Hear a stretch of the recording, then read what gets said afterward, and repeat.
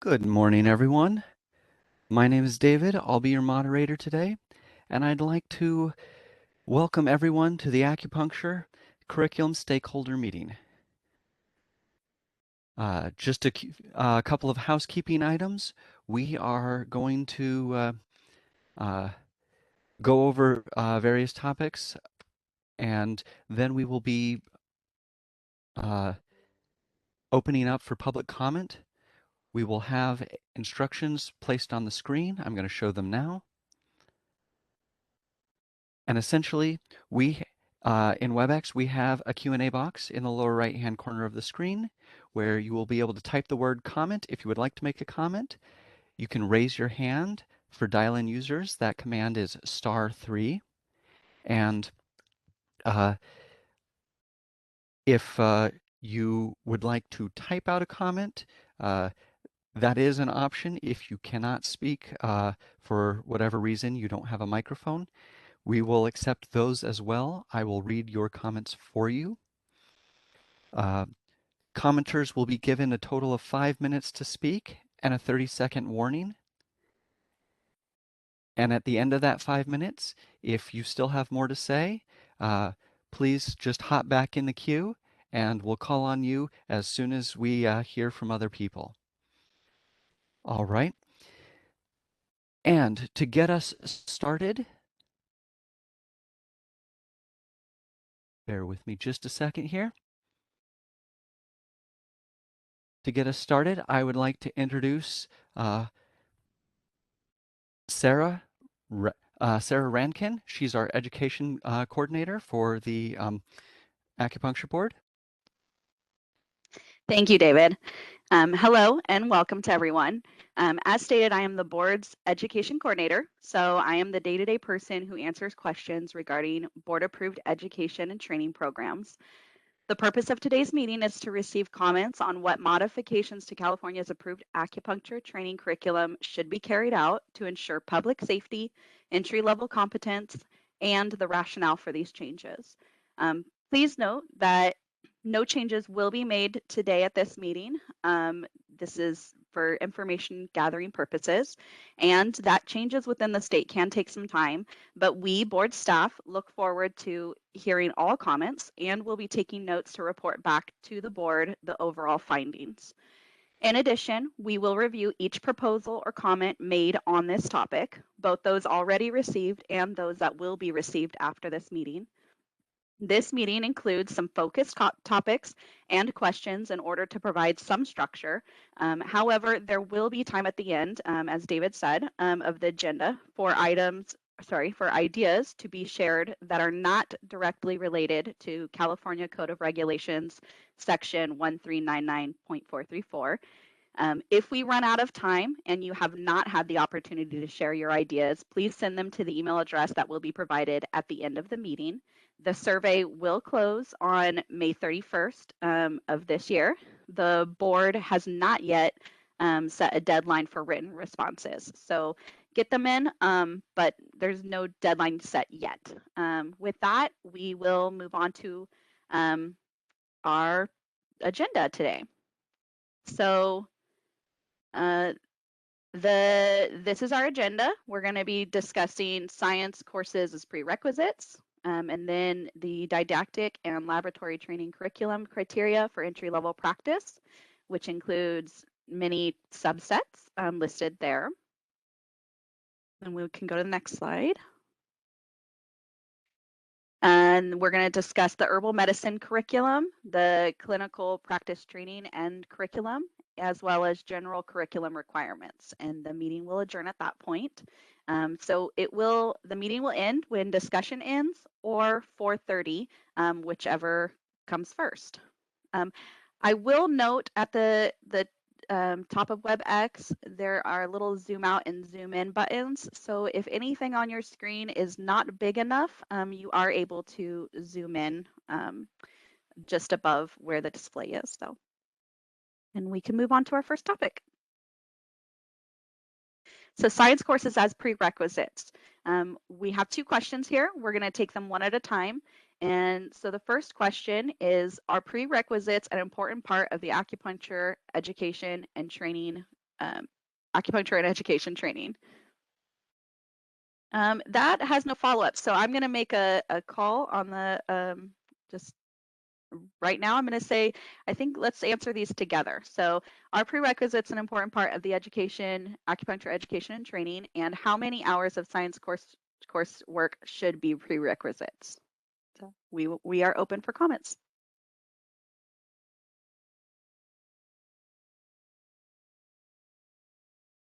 So we are now accepting public comments via WebEx. If you would like to make a comment, please type the word comment into the Q&A box in the lower right-hand corner of the screen and send that comment to all participants. Dial-in users, please dial *3 to raise your hand, and we will call on people in the order we have requests. We're going to take just a few moments now to see if we have a request for public comment.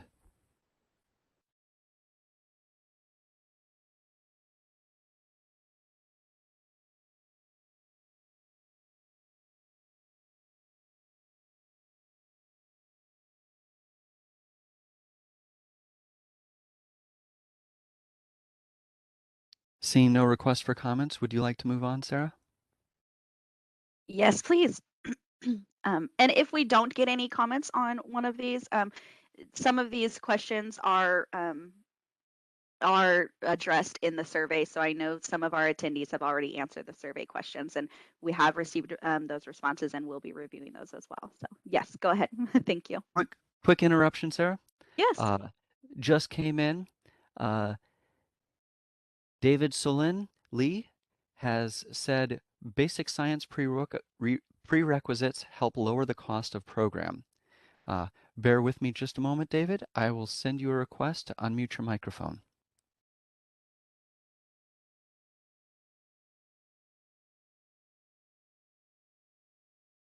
All right. I see you're unmuted, David. Go ahead, please. Can you hear me? Yes, go ahead, Thanks. please. Yeah. Just to be aware that there is with the new accredited doctoral programs some basic science prerequisites. It's a little bit ambiguous of what prerequisites or co-requisites mean, but that's a new structure and requirement that accreditation previously did not have.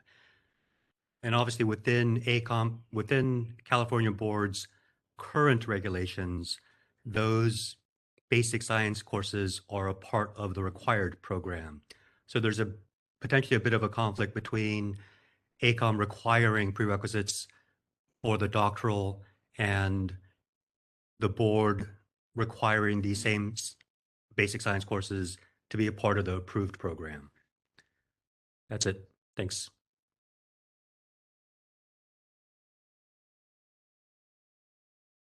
Thank you. Hearing no other comments, we can move to the next slide.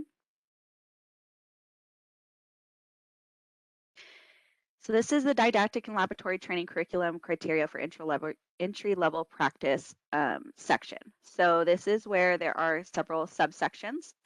For this section, participants are asked to review each quoted regulation section and consider the required hours as well as the prescriptive coursework required.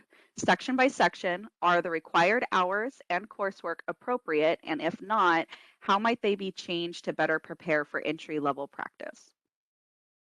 We're going to transition to seeing slides as Word documents.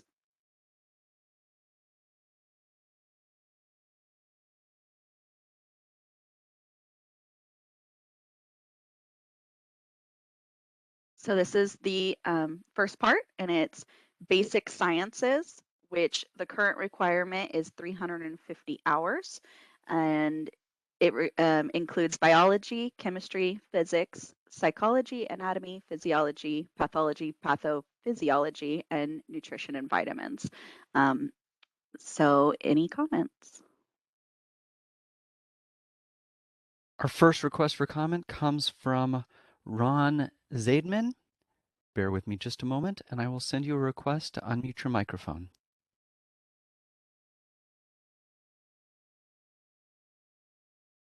Good morning. Ron Zaidman from Five Branches University. When we talk to our faculty, especially from the Western Medicine Department, all these courses do play a role in order to get to the physiology and pathophysiology. However, they all comment that general physics, even though interesting, is not vital to this list. Chemistry, yes, and biology, yes. So that's some feedback we have from our faculty. Thank you. And our next request comes from Francisco Hun Kim. Bear with me just a moment, please.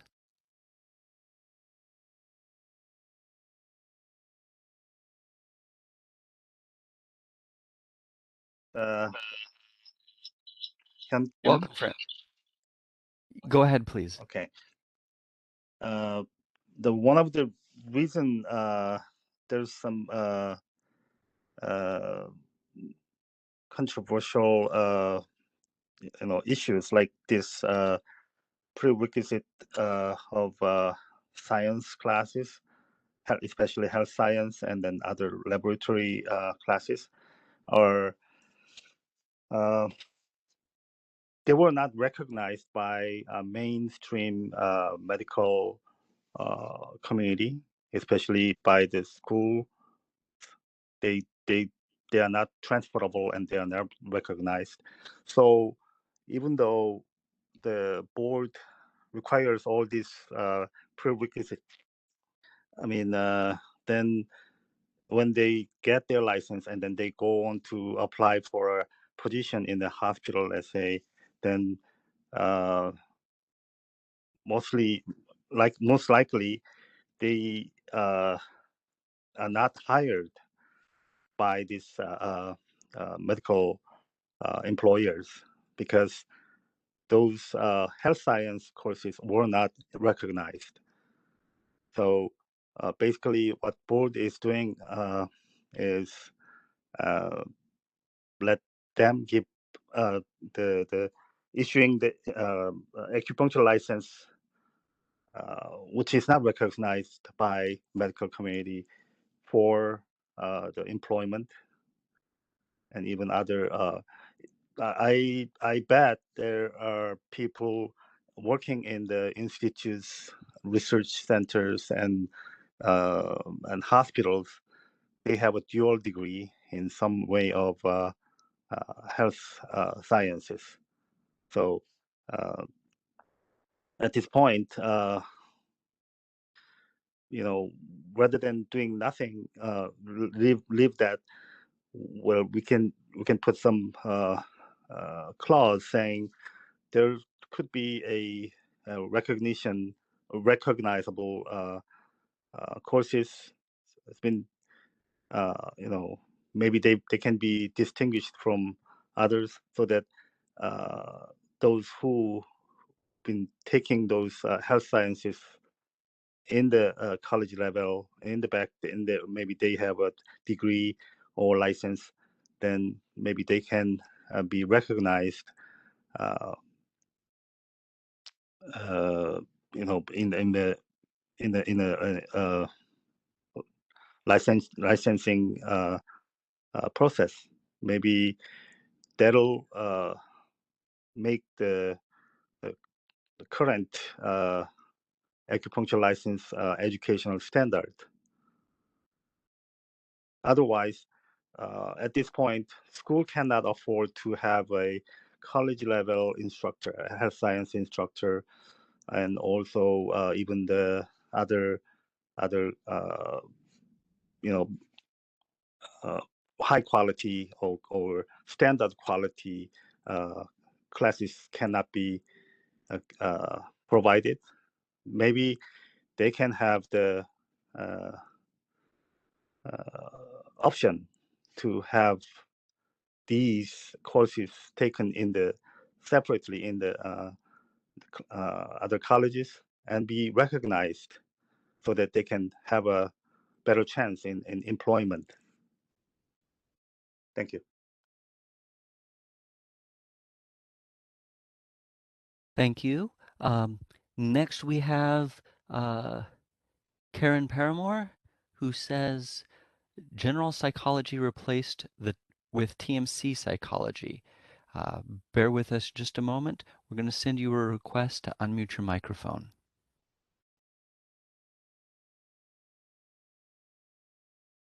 Paramore from ACCHS. I have a comment about general psychology. Typically, when we are hiring instructors to teach general psychology, they have degrees in psychology and are teaching classes that cover the basic Western biomedical perspective on psychology. I understand that this prerequisite is primarily included because of the counseling skills students are supposedly gaining through taking an introduction to psychology class. My contention is that Chinese medicine has a very effective system of counseling patients that is more relevant to the students than the general psychology they generally receive in our prerequisite training. I would like to suggest that we change this prerequisite to include a course in counseling skills or TCM psychology instead. That's it. Thank you. Thank you. Next, we have David Solon Lee, who said transferability of accredited courses depends on equivalent accreditation between colleges. Bear with us just a moment, David, and we're going to send you a request to unmute your microphone.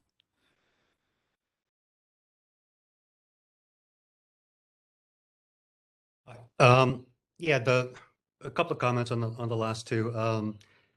You saw my comment in writing to what Karen was saying. Within the occupational analysis, there is quite a bit of, it seems to record quite a bit of activity around, counseling toward mental health, counseling in nutrition. There is a lot of counseling that's indicated in the occupational analysis. So I think to Karen's point, I think it would be good to have the psychology and coursework that backs up the things that are being done by the licensed practitioners. Thank you. All right, thank you. And next we have a request from Yun Kim. Hold on just a moment, please.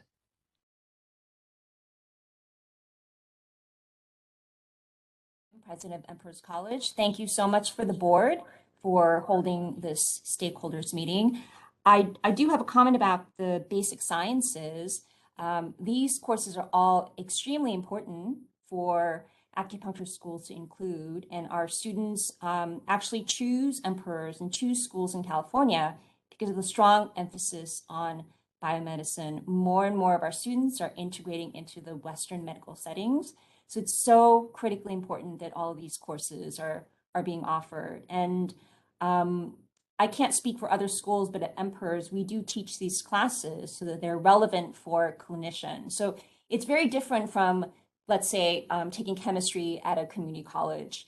And at Emperor's College, we try to make it applicable for future clinicians, future acupuncturists. So our biomedicine classes are a little bit different. And I think it's important that our students get these classes in an acupuncture school setting. Thank you. Thank you very much. And that appears to be all of our requests for comments at the moment. I'd like to have a reminder that, as Sarah was saying, as we go through this all-white document here, there are pluses and minuses at the top of your screen where you can zoom in and zoom out, and you can even scroll down the page further on your own. And we have a hand raised from Francisco, Hyun Kim. Bear with me just a moment, and I will send you a request to unmute your microphone. Hi, this is Francisco Kim again. When I mentioned the basic health sciences, that's something that you get, universally, given to the medical or healthcare field students. So that's something that's very, very basic and essential. But I heard that there's a psychology in TCM perspective. Yeah, I do know that there is some way to apply the Oriental medicine principles into the psychology and counseling, but that will require further understanding and training. So I would suggest have if they have the basic health science in the college level, which is recognizable by the other healthcare programs in the like a universal by the universities, then maybe they can have a further training. Further, they can pursue the more focused, more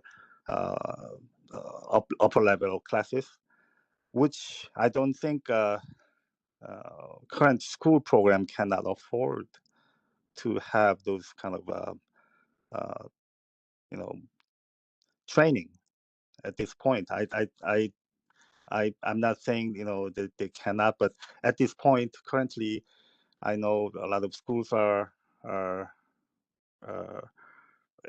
not equipped with all these facilities and systems and faculties. So maybe I would suggest to give an option for the students who already finished the basic science and want to pursue in special field further. Maybe they can have an option to take those courses in the different institute for further. I mean, what I'm saying is the clinical training and to get trained rather than just the school clinic for basic acupuncture and herbal training. Maybe they can be work maybe coincide with the doctorate program. Maybe they can be done with the schools and the other institutes. That's all. All right, thank you very much. Next we have Dr. Jacques Moramanico. Bear with me just a moment, please, and I will send you a request to unmute your microphone.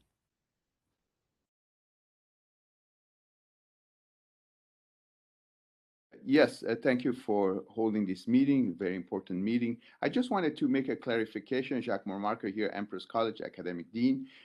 Let's just take the physics, for example, as what Dr. Yun had mentioned. The physics is taught according to the guidelines of the California Acupuncture Board and the requirements curriculum. However, having a physics class that talks about Newtonian physics, impact force, the bioconductivity of electricity, Moxa-Barshton heat, all those components that are relevant for our practice is much more relevant to our profession than talking about missile trajectory and re-entry trajectories and physics that is totally useless for an acupuncturist at this point. So I just wanted to point that out. Thank you.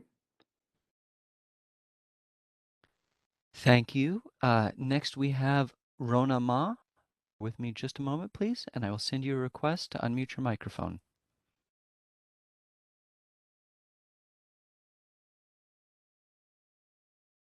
Good morning, all the board members. My name is Rona Ma, licensed acupuncturist in California. Also, so I want to give some comment. First, because the notice from the board is too short. I got a 16 and I schedule all my patients for today. So probably my comment is not fit the question you ask. Teaching and the practice are totally different. The student learned And during their practice, they were facing something probably they learned from the school, but they are not practiced.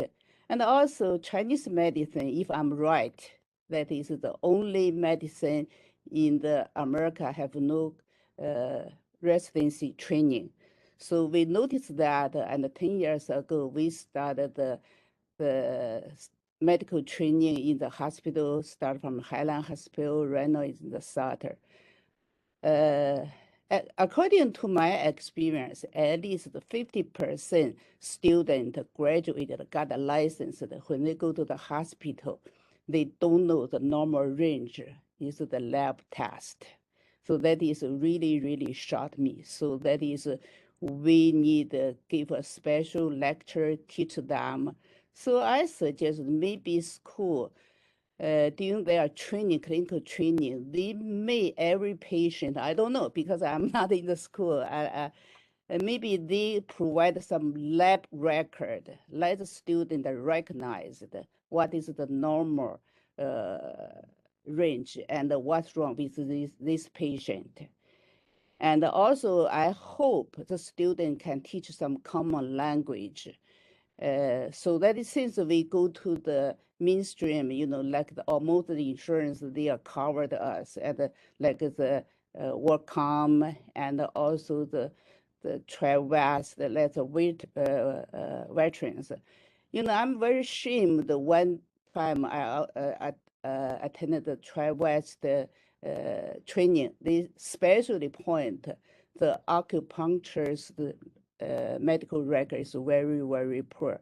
For example, they just said, oh, the patient is getting improved. How they improved? They are not like the Western medical student, like pointed what the range of the motion. And also they said, oh, the shoulder pain, they will not give the detail of the which muscle. So I think that is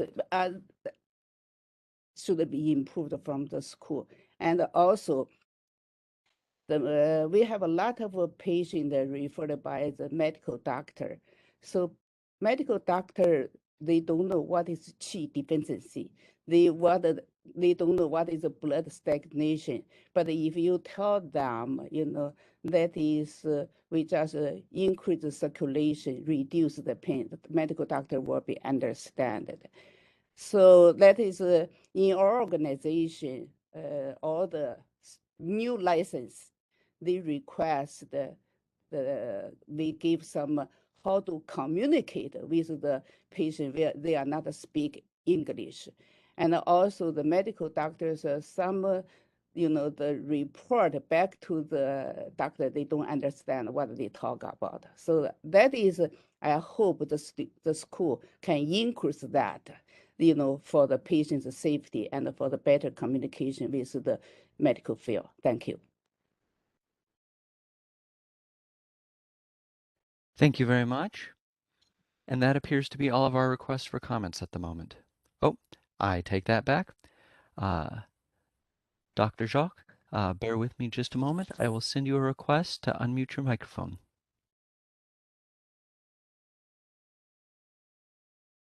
I want to acknowledge the very important points that were brought up by our prior speaker. With all due respect, if the student has completed the program, they have done lab analysis, they have done range of motion, they have taken acupuncture, orthopedics, that are all part of the curriculum as prescribed by the California Acupuncture Board. So they need to know, as a shoulder was mentioned, they need to know the empty can test and all the anatomical muscle groups that are involved in the shoulder and have proper charting. So this is something that is done and that the board has prescribed the schools to do a biomedical class, in that the terms that are used for those SOAP notes have to also reflect Western medical terms and Western anatomical terms and Western medical tests. So those are very important, and I think those are done in the curriculum, and the board has done these for the last so many years, and we have abided by that. And our students that do go to those externships, such as Providence St. John's here, the Disney Cancer Comprehensive Cancer Center, they are doing those and they are talking biomedicine. So they are being bilingual. So, you know, this, if the grads are not performing, it's not an issue. It is an issue of the instruction, or they haven't been taught those, but those are in the curriculum. So they need to know the lab work. And if they don't know it, there's some issues. And you must have questions in your biomedicine part of the state board exam that reflects that. So, you know, if they don't know what certain values are, that is a deficiency that the school has to look at and their graduates have to abide by. Thank you very much.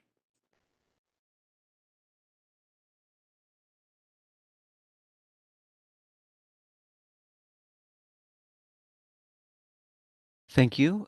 Next, we have Francisco. Bear with me just a moment, and I will send you a request to unmute your microphone.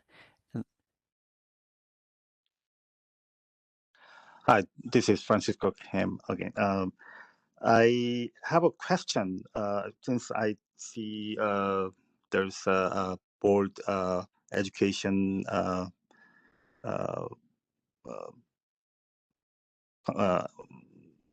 managers and present. Um, how many of CEU credits or credit hours were taken average by these licenses?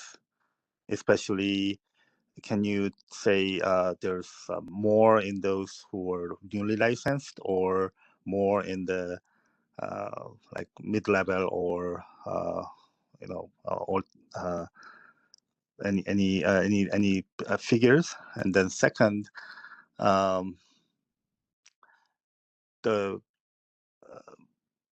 the hands-on training has to be, you know, I think it has to be mandated.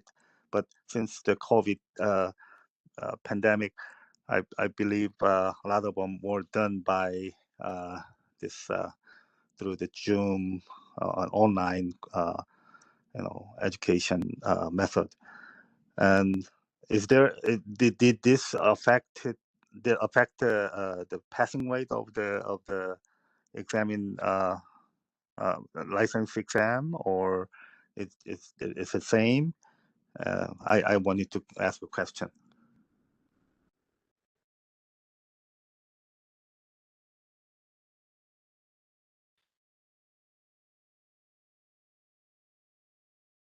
Okay, thank you. Jay from the Acupuncture Board. So I'll jump in there and respond to that question in short.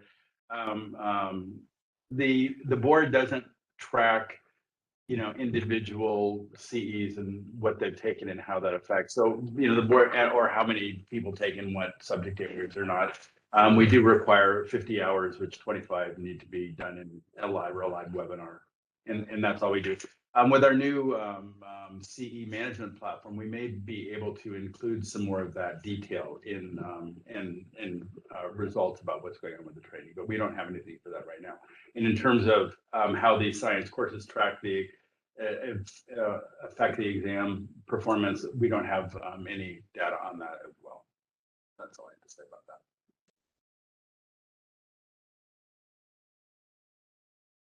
Thank you, Jay. Next, we have Adriana Wong. Hold on just a moment, please. I'm going to send you a request to unmute your microphone.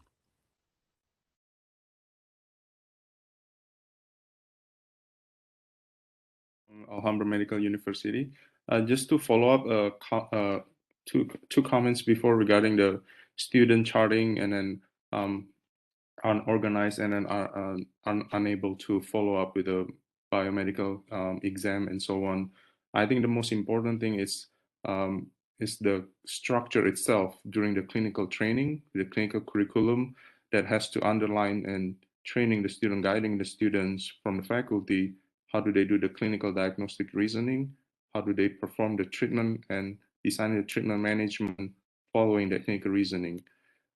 By applying and then able to training and to perform well in that clinical reasoning, that means they were required to actually to properly and organizedly how to do the subjective and objective measurements, which basically they're implying and applying all they've learned already from the basic fundamental knowledge all the way to the clinical medicine. Thank you. Thank you. Next, we have Ron Zeidman. Hold on just a moment. I'm going to send you a request to unmute your microphone. Hello, Ron Zeidman from Five Branches University. Yeah, I appreciate the comments made by Dr. Ronema about the importance of understanding lab analysis. And on a very positive tone is the Accreditation Commission has created kind of a new mini program for practitioners who have a master's degree and want to earn the entry-level doctoral degree, not the postgraduate one. And they defined that program, I believe, very intelligently, focusing on research, on lab analysis. So the Accreditation Commission recognized that corresponding and working with Western medicine is important, and that's why they created this program, completion program, they call it, that focuses on lab analysis and research literacy. Thank you. Thank you. Next, we have Yun Kim. Hold on just a moment, and I'm going to send you a request to unmute your microphone. Thank you. So far, the discussion has been about increasing hours or decreasing hours, and the whole survey seems to really focus on the hours. And I really want to emphasize that it doesn't matter if you add 1,000 hours, 2,000 hours, 3,000 hours, if the level and the quality of instruction are not adequate, and if the students are not being assessed adequately. So I think we really need to, of course, hours are important. That's how students gain the competencies. However, it's also important to really think about what are the other factors that contribute to student learning and our graduate success, which include faculty instruction, the quality of the faculty, the credentials of the faculty, and how the students are assessed. Thank you.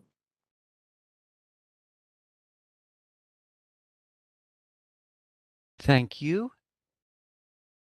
And those are all of our requests for comments at the moment.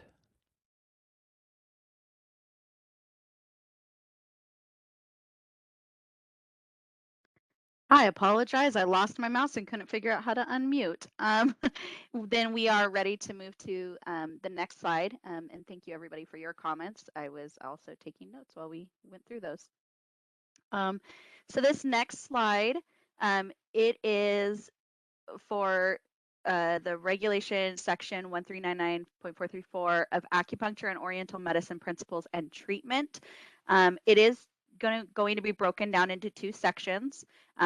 Both sections in total, the current requirement is 1,255 hours. The first section that we're going to talk about as far as coursework goes, if it is relevant and or appropriate, is the acupuncture and oriental medicine principles and theories. And I'm just going to leave that list up there for everyone to read as it is extensive. Thank you.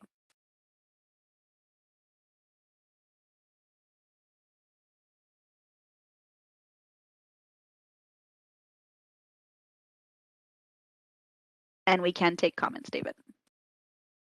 All right, then we are open for comment, and our first request comes from David Lee. Bear with me just a moment. I'm going to send you a request to unmute your microphone. Hi, I just want us to kind of confront the obvious that we cannot continue to use Oriental. This is 2022. This is decades out of date. In all other professional contexts, Oriental is actively avoided in all of academia, media, public health, global context. We have to get rid of Oriental. The necessity of replacing these outdated terms for any kind of cultural competency is urgent. So there's other important aspects of this, but for that particular issue, throughout this whole document, we have to replace Oriental. Thank you. Hello, David. I'm going to jump in here and respond to David Lee's question there. The board has done a global adjustment of the regulation to remove the word Oriental and replace it with Asian. It's just in the process, and it's just in the final stages of approval. So that should be coming soon, within the next couple of months. So it was an appropriate change, and it's been completed. So that's it.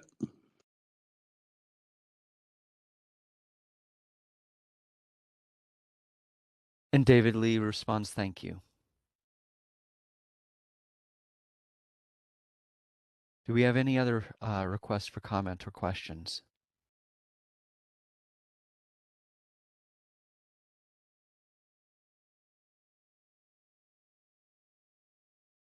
Francisco Kim, bear with me just a moment, and I will send you a request to unmute your microphone. Hi, this is Francisco Kim. I yeah, someone mentioned that this is 21st century, and we are using still the same language which was established maybe 30, 40, 50 years ago. And also we have a concept in this traditional Asian medicine as something apart from the main medical system or medical current like modern medical medicine. I think it's time to include everything, because into one concept as a medicine, because there's only one medicine and there are only one human kind. So it goes back to maybe we can have an education on the students on physiology, psychology, and other health sciences. And on top of that, you teach them how to apply this uh, traditional Asian medicine principles. Then how we can interpret the classical ancient uh, knowledge or the wisdom on the human body or physiology, or as a medicine. I think it's time to change those terms, and also perspective on this acupuncture itself. So that's why I brought up those health science as a more recognizable level. Is very essential for our acupuncture profession to be recognized by mainstream medical community. Thank you. Thank you. Next we have Dr. Morimarco. Bear with me just a moment, please, and I will send you a request to unmute your microphone.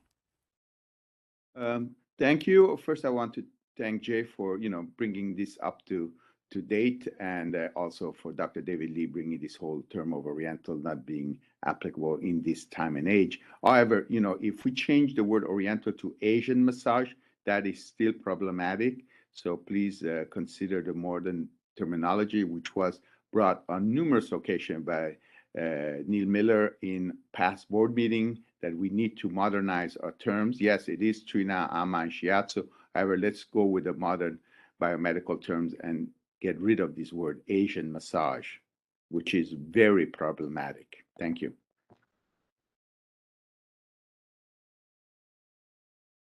Thank you. And that appears to be all of our requests for comments at the moment. Okay, let's go to the next slide. Thank you, everybody. Oh, it looks like we have one more, or is that for the next slide? I'm not sure. Let's go ahead and ask.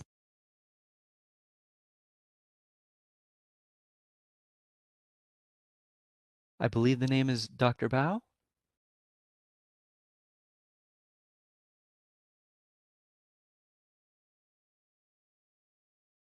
I see that you are unmuted, but I have not heard you yet.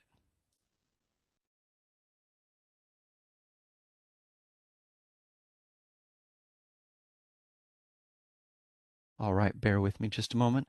I'm going to bring up a technical slide, see if we can address your audio issues.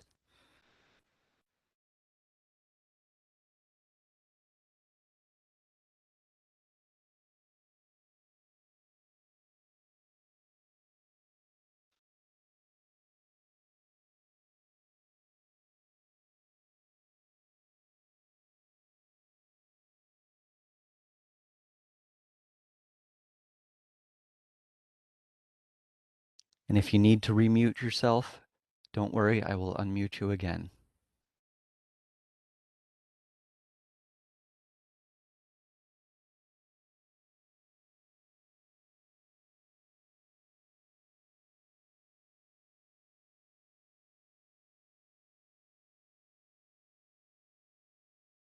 You are also welcome to type your comment into the Q&A box if you wish. I understand that can take some time.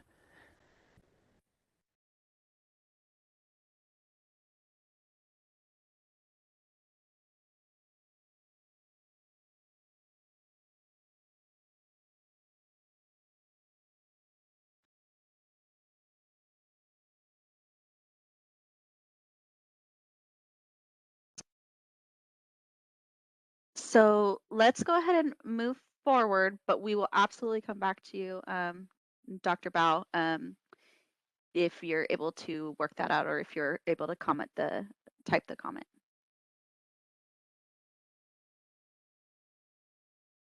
All right, bear with me just a moment, please. And thank you, David, for putting up those slides. So now we're on to the next part of this same section. So it's acupuncture and oriental medicine treatment. It is still part of the 1,255 hours. I believe that's what I said in the last slide. And so there's the full regulations for that part. Please go ahead and take a moment to review them if you need to. And remember the zoom out and zoom in features, as well as being able to scroll down so you could see it. Thank you. And we are open for comment.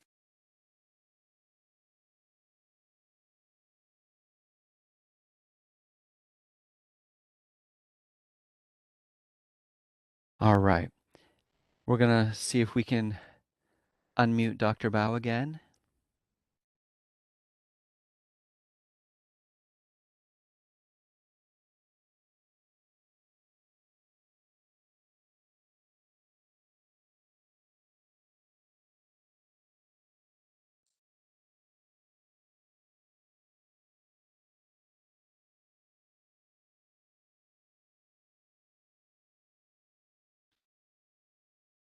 Dr. Bao, I'm going to send you a second request to unmute.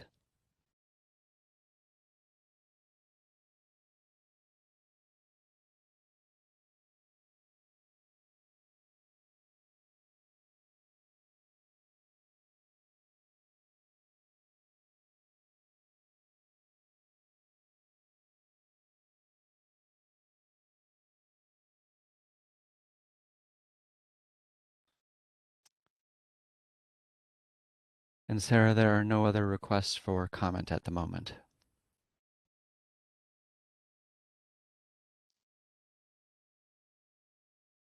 Let me take that back. Next, we have a request from Jerome Zhang. Hold on, and I will send you a request to unmute your microphone.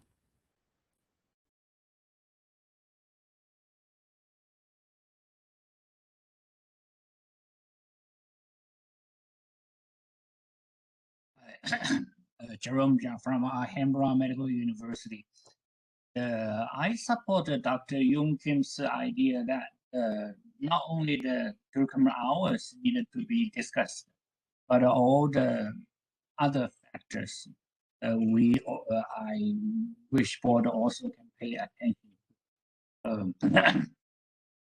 Example, somehow how we assess the students' learning training result. Okay. in our school, we have comprehensive examination after the student completed all the more than 3,000 hours of training, and to assess our students if they already reached the level of the minimum level of license. However, California board, very recently, California board answer one of our students required, and the answer is the comprehensive examination is not necessary. We don't require the graduation examination. We don't require the comprehensive. So I have a question. So all the assessment policies set up by the program, and these programs are approved by the California board. All the assessment policies, California board have any ideas about the programs assessment policies? They are necessary or they are not necessary. Board will have the right to decide that they're necessary or they're not necessary. This is my question. Because if without the appropriate assessment, how do we know this student can satisfy all the minimum requirement and not? This is my question. Thank you. Hi, Mr. Zhang. Jay Hurt from the California Acupuncture Board. So it is correct. The board does not require the schools to do a comprehensive assessment. They do require that students complete their program, right? Which hopefully does include that. But at the end of the day, the curriculum and the occupation analysis inform our test, and our test is our check of those at that point. But in terms of what the board feels, yes or no, this is a time to advocate for what you guys think we need to do. It's obvious a good practical assessment would be great, but currently, right now, that isn't a requirement.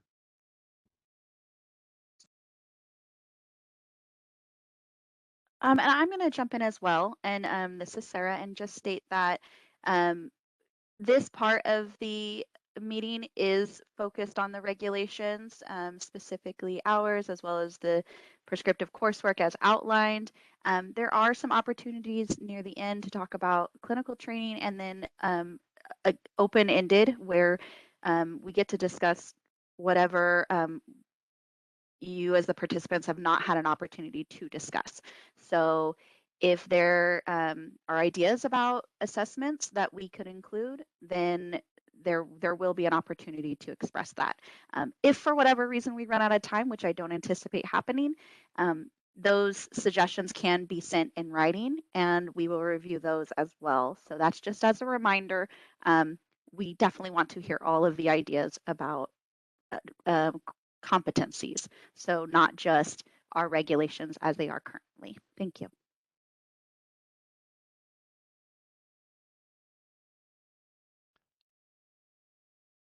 All right, next we have Francisco Kim. Bear with me just a moment, please, and I will send you a request to unmute your microphone. Yeah, this is Francisco Kim again. The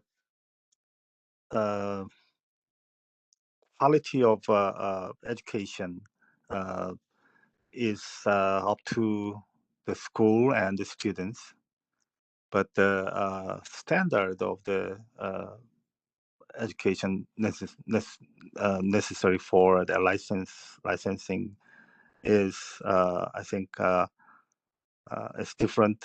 Of course, it's it's same, but it's more into board is more into the protect the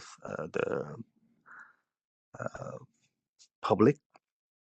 So I noticed a lot of CEU providers, since we have to take licensee has to take 50 hours for every 2 hours. 2 years. So there's more and more of you can take it for like less than $10 per hour CEU hours, or you can go for more things. But as I observe, there are more and more demands by those licenses, which wasn't taught in school. So I think that tells the, nowadays schooling, the tuition is not cheap, and a lot of people are spending their time and money and efforts, all the things, but they still have to take more on training courses in the as a CEU. So that tells that the some of the things, some of the subjects or topics should be addressed in the curriculum. That's all.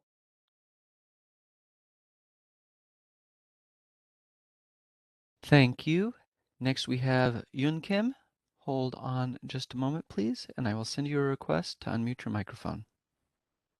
Yes, thank you. I just want to follow up on my comment about faculty credentials and assessment of students. So these are very important components of accreditation. ACOM is, really emphasize these areas. And so I just want to comment that, the duplicating efforts by Acupuncture Board when these areas are covered by ACOM might not be the best, might not be the most productive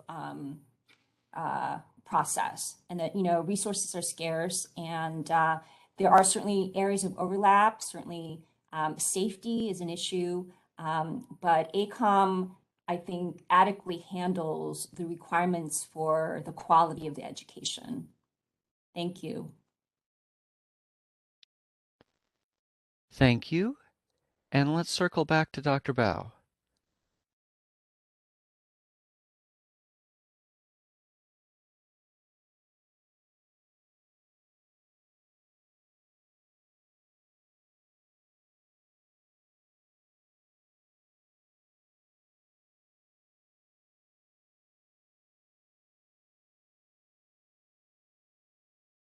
And we're going to send you another request to unmute your microphone, and we're going to give you a few seconds to see if we can resolve this problem.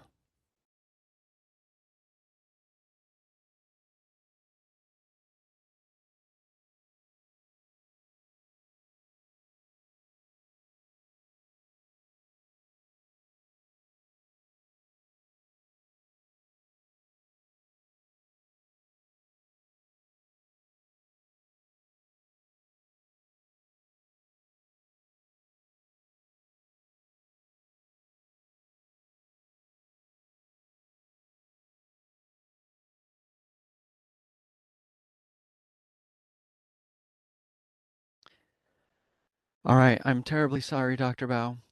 We're going to have to move on.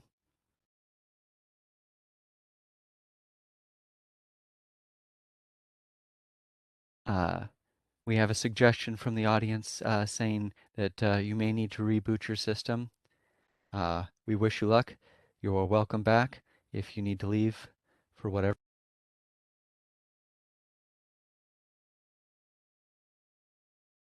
Oh, it sounds like we lost you for a second, David, and I don't hear you. Oh, you're muted. My apologies, trying to do too many things at once. We encourage you to email the board, Dr. Bao.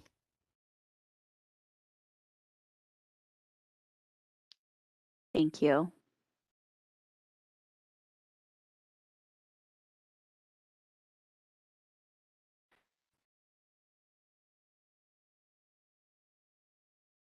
All right.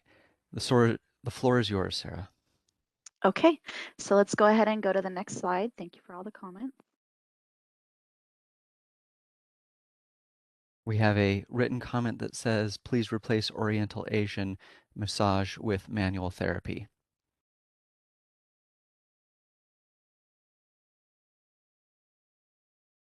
I am writing that down, although I'm sure others are also taking notes. and we are recording this as well.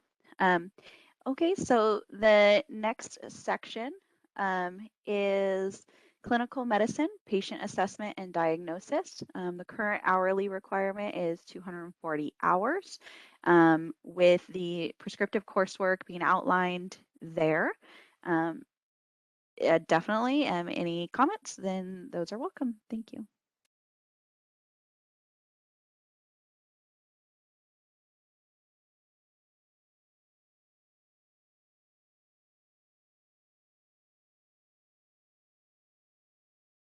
We are once again open for public comment on number 3, CCR 1399.434, subsection C.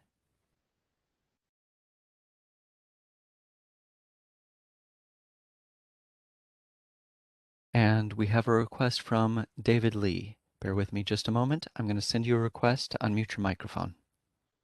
Hi, thank you.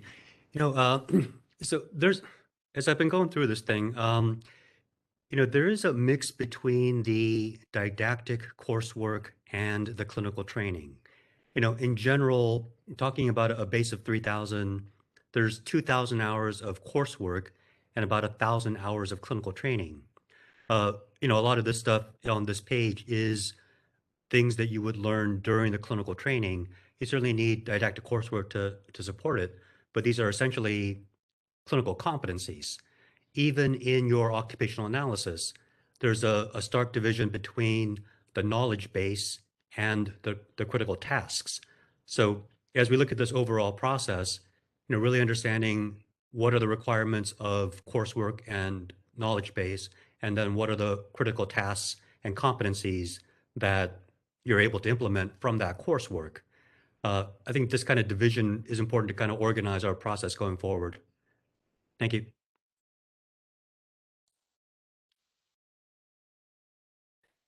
Thank you.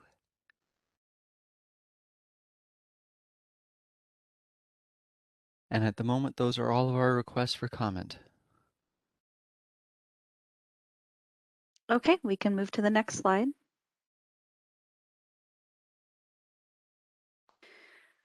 This is on the curriculum for case management. The current requirement is 90 hours with the specific coursework required below that. So any comments on this?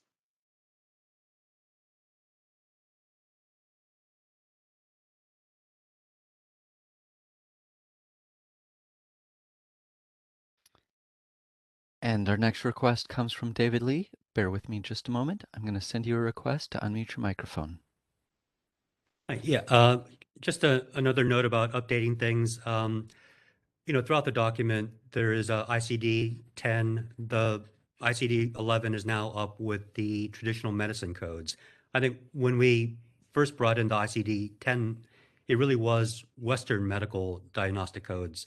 And with ICD 11, we now have traditional medicine diagnostic codes. So I think those kinds of updates throughout this document are necessary. I've made a list and I'll submit it to the board about what those updates are, but we should notice that throughout this document. Thank you.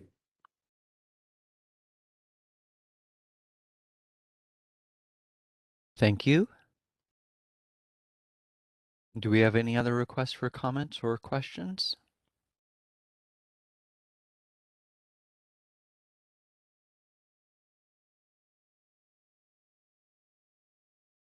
Seeing none, Sarah, would you like to proceed? Yes, thank you.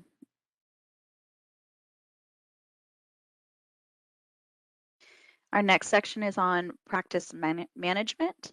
And current requirement is 45 hours with the coursework required outlined there. And we are open for comments.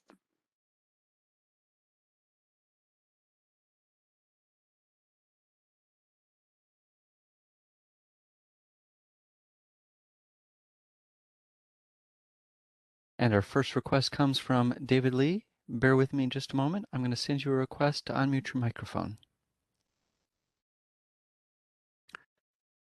All right. On several of these items that are that are coming up, there is very small course breakdown, 40 hours, 45 hours, 90 hours.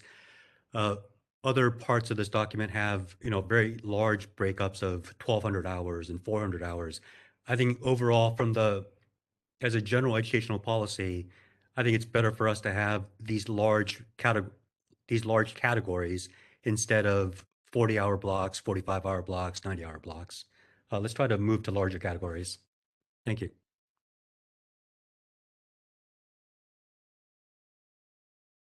Thank you.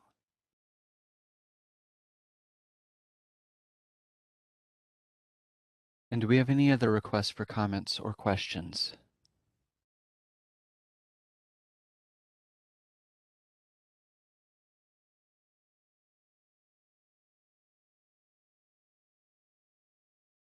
Dr. Bao, bear with me just a moment. I'm going to send you a request to unmute your microphone.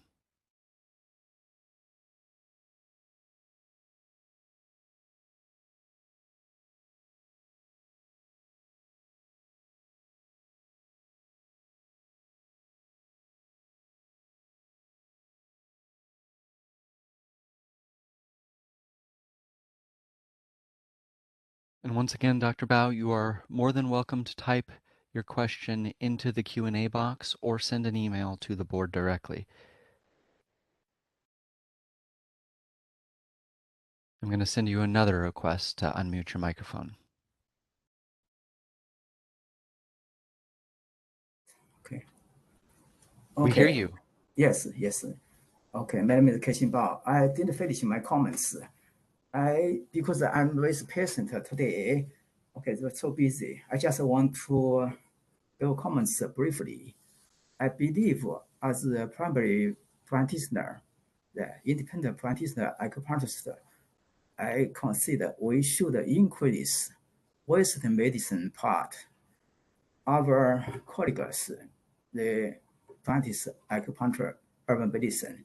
Even they cannot read the blood test result, cannot read the X-ray, MRI result.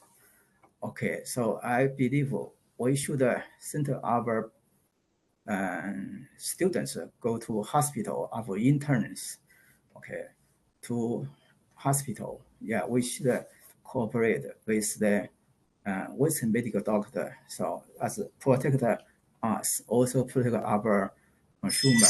Okay, I think it's important. Like the China also acupuncturist. Okay, that's the doctor. They can practice medicine and traditional Chinese medicine. Our acupuncture in California, United States, should increase the Western medicine part. That's my comments. And work for California Acupuncture United Association, CAUA. So I joined the meeting because it's too busy. So I didn't listen much. Okay, these are my comments. Okay, that's all. Yeah. Okay, thank you so much. Okay. Thank you, Dr. Bao. Next, we have a request from Nell Smirsina. Bear with me just a moment. I'm going to send you a request to unmute your microphone.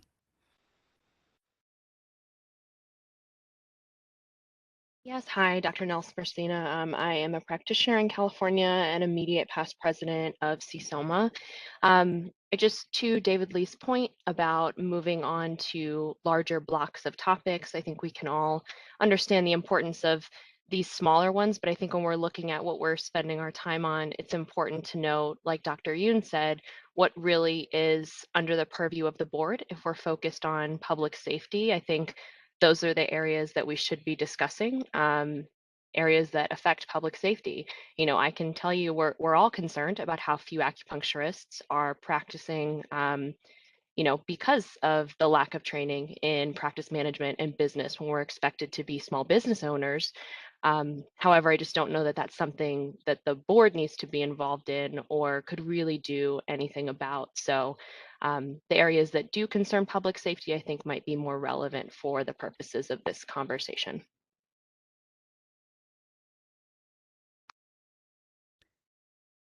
Thank you.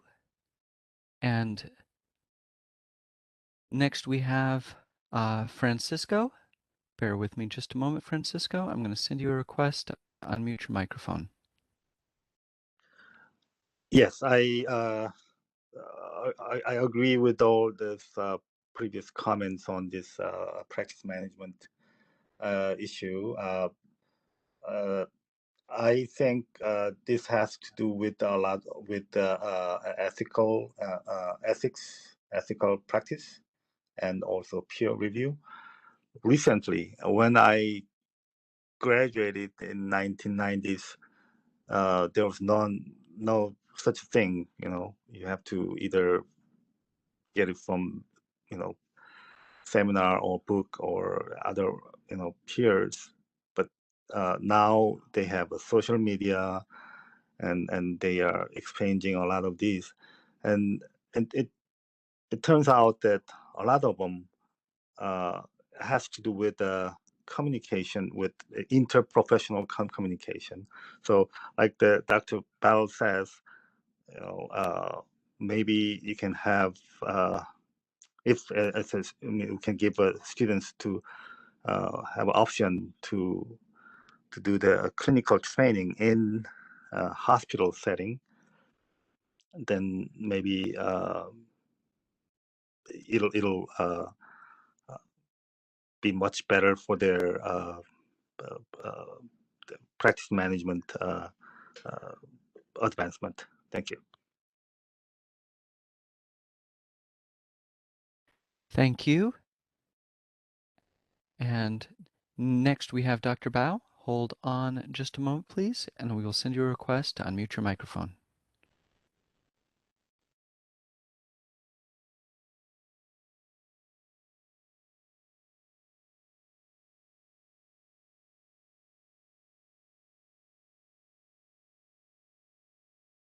Okay, Dr. Bao, we're going to send you a second request to unmute your microphone.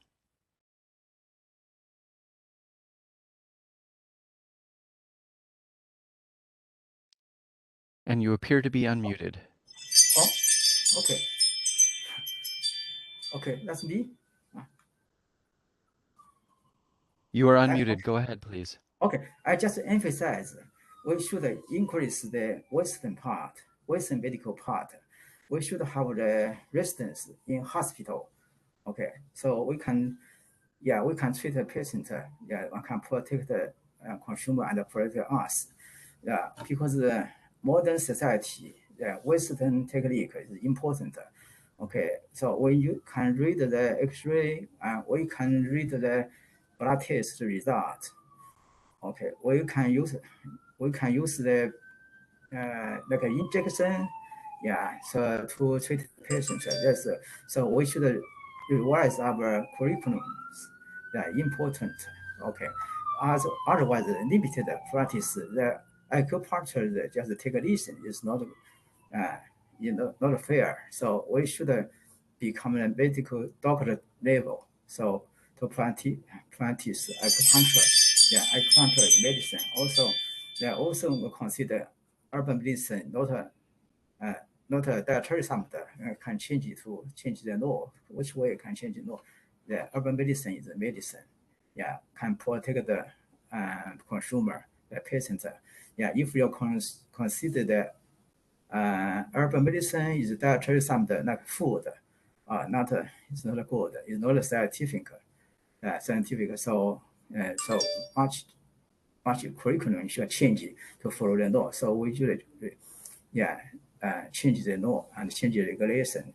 Okay, and increase our level to doctorate degree. This is the basic concern. So that's my comments. Okay, so I print our association, California Acupuncture United Association. Okay, I'm a worker with the association. Okay, thank you, everyone. So, thank you so much. Okay, that's all. Thank you. Thank you.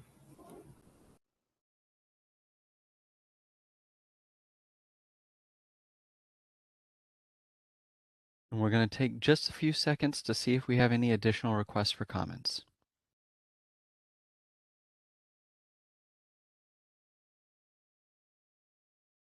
Seeing none, would you like to move on, Sarah? Yes, let's do that. And thank you for everybody for your comments. So this is on public health. It's another 40-hour requirement. And there are the coursework requirements.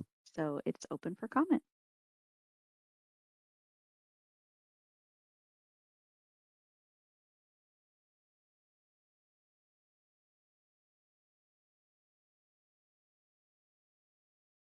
All right, let's take an opportunity to flash the comment instructions.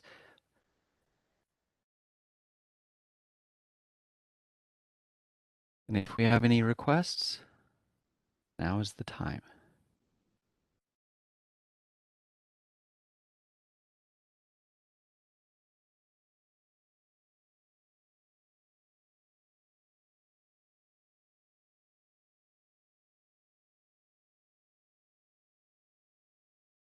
All right, first request coming from Dr. Morimarco. Bear with me just a moment. I'm going to send you a request to unmute your microphone. Yes, so this is a very important topic, especially nowadays with the COVID pandemic. And all these are already covered in different classes in the curriculum. So I just wanted to say that the California Acupuncture Board did a very thorough job in covering these areas, not only with one particular class, the general public health class, but also the chemical dependency and other components. So it's all within our curriculum, very well covered. Thank you.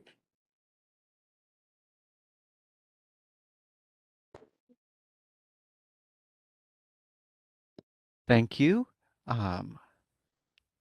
Next, we have a request from David Lee. Bear with me just a moment, please. I'm going to send you a request to unmute your microphone. All right, thank you. Just to combine a few of the comments that have been stated before, that certainly post-COVID, for us to really start thinking about the future and how we want this practice to integrate with the healthcare system. Several key features on this thing are going to, be things around telemedicine, distance ed. A lot of this fits in well with the doctoral completion program. I think Ron mentioned that before. There's about 350 hours that we can use to get all of the master's graduates up to date and more current with the current standards of practice and have some vision of how we want to grow this practice into the future. So this little group of hours, case management, practice management, public health, professional development, I think a lot of that can be combined into a much more progressive, strategic sense of where we want to go in the future. Thank you. Thank you. And next we have Francisco Kim. Bear with me just a moment. I'm going to send you a request to unmute your microphone. Hi, this is Francisco Kim. For this public health, like others previous comments says, it's very important issue now, and it also has to do with the basic science class requirements, because if some students didn't take any courses in regards to this health science in their college years or at all, then they were introduced to these topics in the acupuncture program classroom.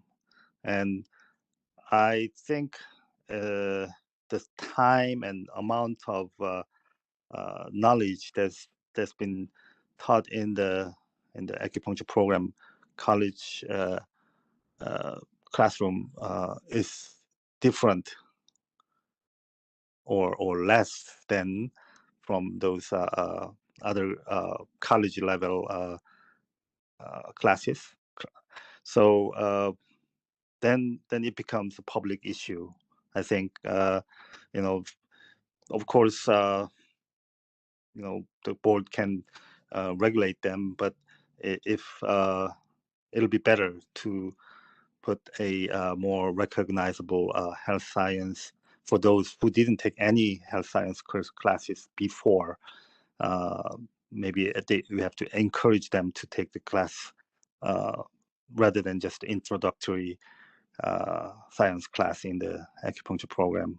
I'm not saying they're not teaching anything, but it's there's sometimes it's very critical. Basic physics, chemistry, and all these health science basic principles is what it makes up all these higher level class. Of course, acupuncture program schools are some of them they are teaching the class in graduate program level, but as you see, any applicants for the program that they don't require to have a certain standard for admission. So that's what I'm pointing out. And Jay heard from the Acupuncture Board. I'd like to make a comment on this as well. The pandemic was really a challenge for everybody, as you all know, and the schools know, and and everybody who's licensed knows the effect of that. But from the board side, the experience of it, the licensed public was really, our licensees were really challenged with the public health messaging, where to go with it, where to go with it locally, where to go with state, and who had authority over that stuff. So, and then really struggling for how to kind of keep operating as they operated.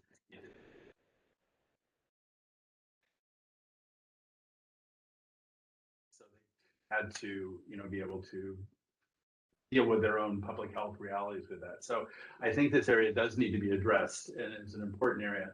And then the other issue, just to kind of mention, is that we do need to update the CPR requirements and possibly even consider, since these acupuncturists are working independently, having some ongoing certification for CPR just as a public protection reality. That's all I have to say. Thanks.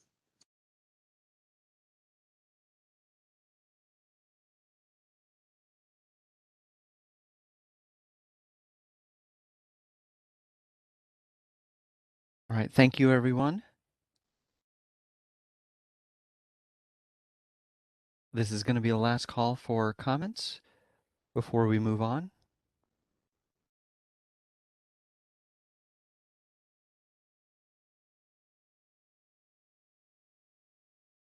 Okay. Seeing none.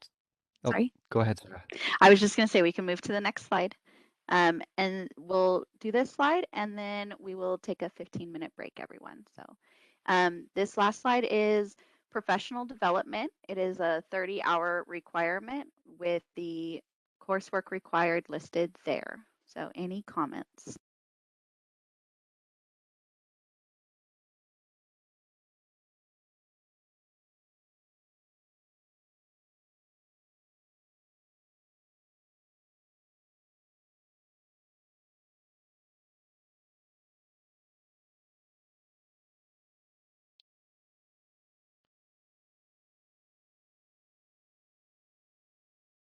And as a quick reminder, if you would like to make a comment, you can type the word comment into the Q&A box in the lower right-hand corner of your screen, or you can raise your hand. Dial-in users, dial *3 to raise your hand.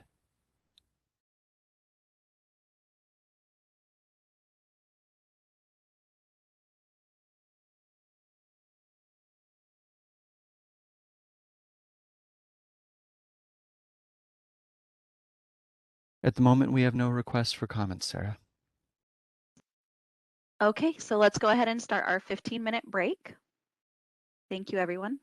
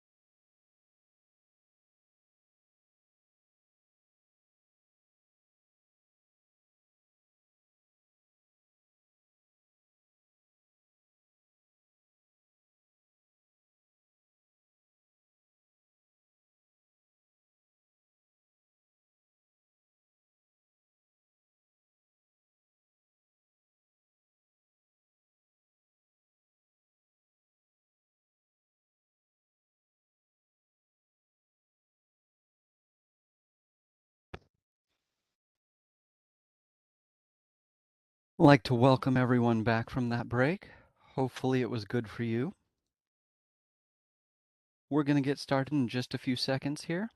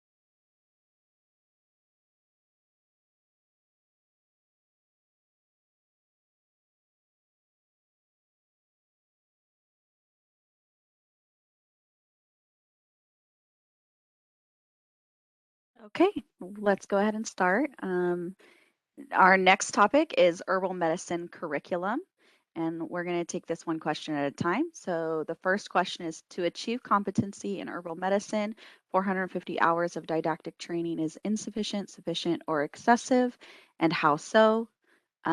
Please note that we will be asking questions about more detailed curriculum requirements below this. So if hours are not what you want to discuss, the coursework will be discussed after this. And we're open for comments. Alrighty, we are open for public comment. If you would like to make a comment, please type the word comment into the Q&A box in the lower right-hand corner of the screen and send that comment to all participants. Dial-in users, please dial *3 to raise your hand. We will call on people in the order we have requests. We're going to take just a few seconds now to see if we have a request for public comment.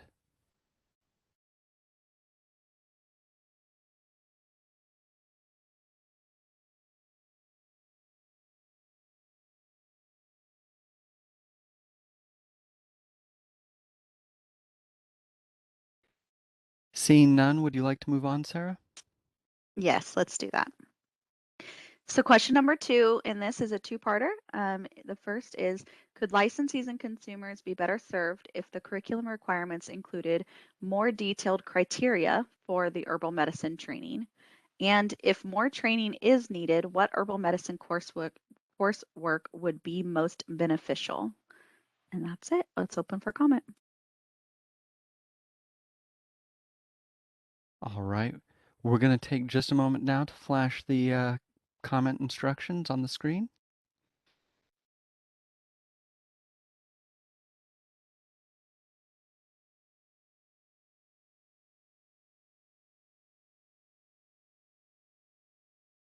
And we have a request from Ron Zeidman. Hold on just a moment, please, and we're going to send you a request to unmute your microphone. Hello, Ron Zeidman from Five Branches University. Just to confirm, the 450 hours is a very good standard for herbal studies. Usually, that means 10 courses.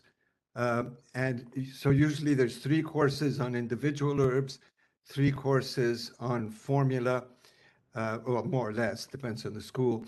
And that leaves 6. And then the other 4 are the clinical applications, especially in internal medicine, of the herbal formulas. So plus the ACOM standard is the same, also 450. So I don't believe we should change that in either direction. Thank you. Thank you. Next, we have David Lee. Bear with me just a moment. I'm going to send you a request to unmute your microphone. Hi. You know, in the national landscape, there is a long-term historical division of making herbs separate from acupuncture. I think California has been very wise in keeping herbs and acupuncture together as an integrative practice, as a full scope of practice. There's lots of things that, as a profession, we should try to keep together and expand. The ACOM structure of separating out herbs and separating out different modalities is deprofessionalization. It is a movement that I think will destroy the field. We need to keep herbs together within the curriculum. Thank you. Thank you. Next, we have a request from Yun Kim. Bear with me just a moment. I'm going to send you a request to unmute your microphone. Yeah, thank you. And I really echo what Dr. David Lee has said about California and the fact that herbal medicine is integrated with the acupuncture portion. I think California is a leader in this regard, and other states need to really follow what we're doing in California. And there, certainly has been a movement to separate herbal medicine from acupuncture, and that's actually going backward. So I'm really proud of the fact that we're based in California and that our standards are superior compared to other states. So keep the integration. It's a wonderful thing, and what's needed for our students to become superior practitioners of Chinese medicine. Thank you. Thank you. Next, we have a request from Jenny Yu. Bear with me just a moment. I'm going to send you a request to unmute your microphone. From Southern California, University of Health Sciences. I just want to echo what Dr. Yun Kim and Dr. David Lee have said. This is so important. I want to thank California Acupuncture Board for maintaining the high standard of not de-professionalizing our scope of practice. This is extremely important. Thank you. Thank you. Next, we have a request from Francisco Kim. Bear with me just a moment. I'm going to send you a request to unmute your microphone. Yeah, like the other aspects of like such as health science classes requirement, this one needs to be taught in a sense as a basic pharmacology, chemistry, biochemistry, and all that. Why? Because others, so-called herbalists out there, or other people who's been studying this herbology, and they are much in a higher level sometimes than those who finish the herbal medicine classes for 450 hours. So I think it's about the other. I'm not sure how the textbook is being is been used, but my point is we have to be on the integrative perspective on the herbal medicine as such, like drug infection and pharmacology, and other toxicology even, because these days a lot of people are taking things that we don't even know. So I think it's maybe better to update some of the textbook requirements or qualification of the instructor. Thank you.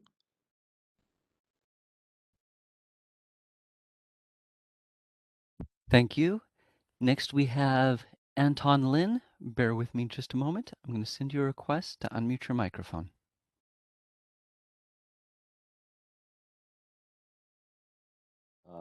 I think that, yeah, 450 hours is just insufficient.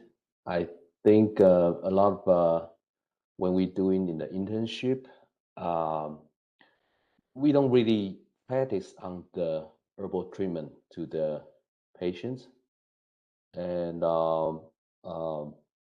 also about the source and how we calculate the weight of the ingredient of the herbs. We don't really practice enough on this part. So I think maybe I will stand with the insufficient. Yeah, thank you.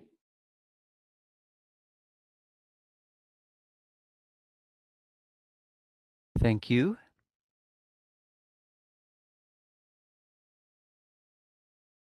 And that appears to be all of our requests for comments at the moment.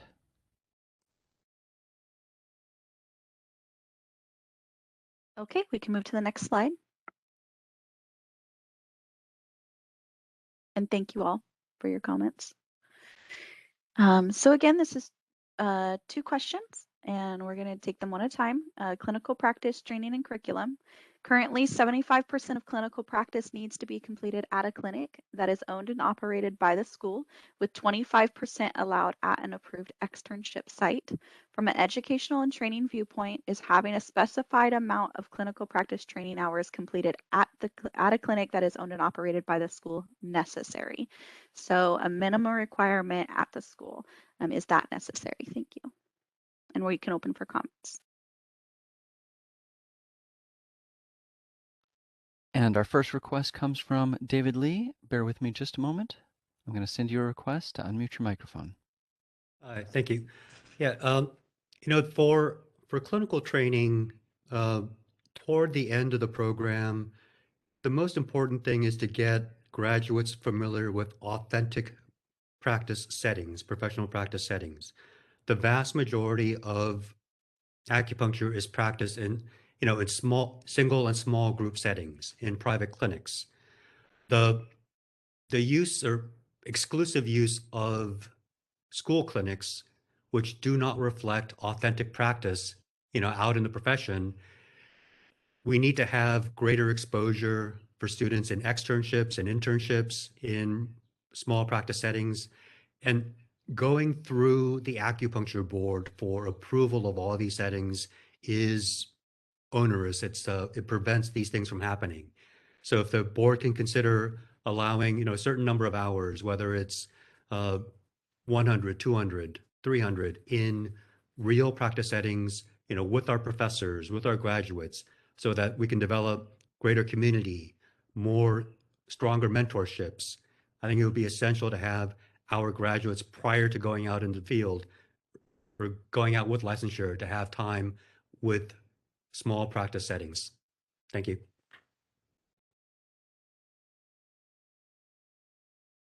Thank you. And next we have a request from Chulong Zhu. Bear with me just a moment. I'm going to send you a request to unmute your microphone. Thank you. This is Chulong Shui from AACMA. Thank you, CIB, for holding this important meeting. In this regard, clinical training parts, for me, is a long-term faculty and clinical practitioners that, based on my observation while we was helping in the school, I just realized that the curriculums we have for the clinical training overall, we have a very considerable amount of hours. That's good. But however, the major part of the clinical training, it was going on in the school clinical setting that is pretty special. It's quite a setting, or how they run is different from the real practice in our private practice. So the student there, after that seems to be, when they come out to the real practice, as I know, they're actually not too really as competent as what we want to see. So that I personally, I believe this would be good to either, change the ratio of the hours in terms of school setting and the outside setting, or whichever you to reorganize. That would be helpful. Thank you. Thank you. And next we have Francisco Kim. Bear with me just a moment. I'm sending you a request to unmute your microphone. This is Francisco Kim. I strongly believe those clinical hands-on training, but especially this urban medicine part, has to do with real practice setting, because these days the patients coming up with all kinds of questions. They have even taking some of the herbs they by their own. Then the students or the practitioners should know about all these things. So as for me, I graduated the school back in late 90s. And then at that time, I'm not sure about now, but at that time, at least for Korean programs, there were 4 Korean programs in Los Angeles area, and there are hundreds of students. I don't know how many are still practicing, but the school made millions of dollars, but they didn't invest back into this teaching environment. I'm pretty sure it's pretty much the same. And so I suggest to allocate the clinical training hours requirements for school versus out in the field clinic hours, like those who are willing to precept the students. That's what they do now in physical therapists or other health professions. And these days, for example, I noticed there is some herbology seminar series, and they use the what do you call it, SNS discussion room on certain cases. That'll be much effective.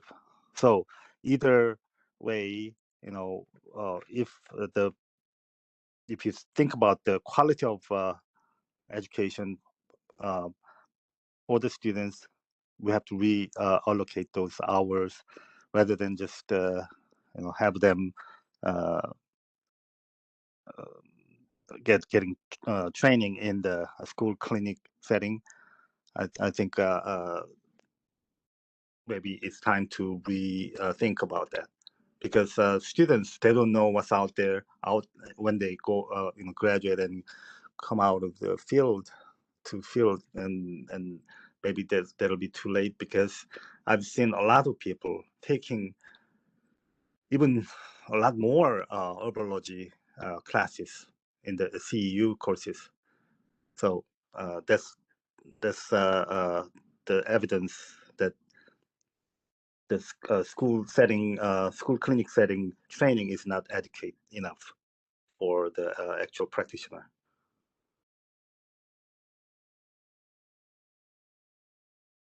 All right, thank you. Next we have Ron Zeidman. Hold on just a moment. I'm going to send you a request to unmute your microphone.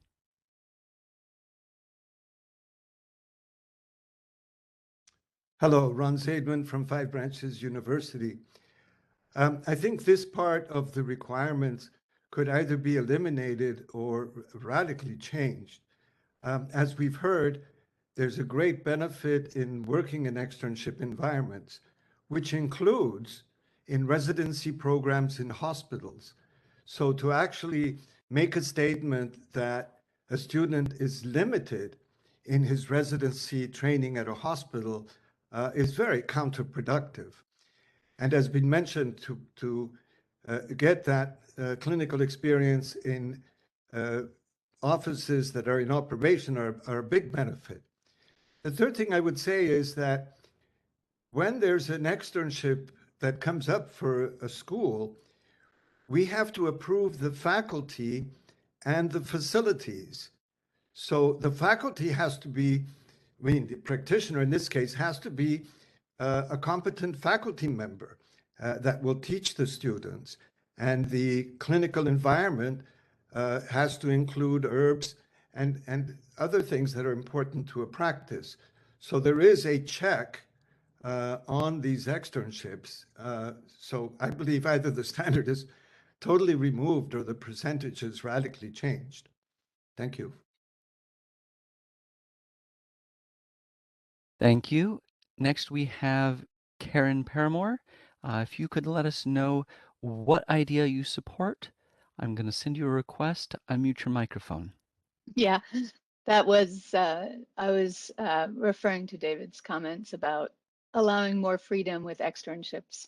Thank you. Thank you. Next, we have Adrianus Wong. Bear with me just a moment. I'm going to send you a request to unmute your microphone. Hi, thank you. This is Adrianus from Alhambra University. Yeah, I'd like to mention things about the findings from the occupation analysis. There's a greater separations between the acupuncturists that practice in the independence practice, with the percentage that acupuncturists that are working under the group practice, integrative settings, or even a hospital basis, which is actually just in a 1 to 2%. It's a very low number.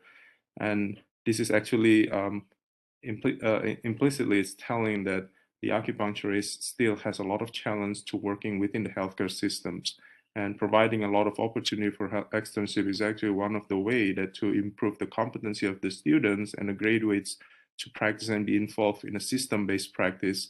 And actually that's also one of the requirements of competency that that accreditation is required. Thank you. Thank you. Next, we have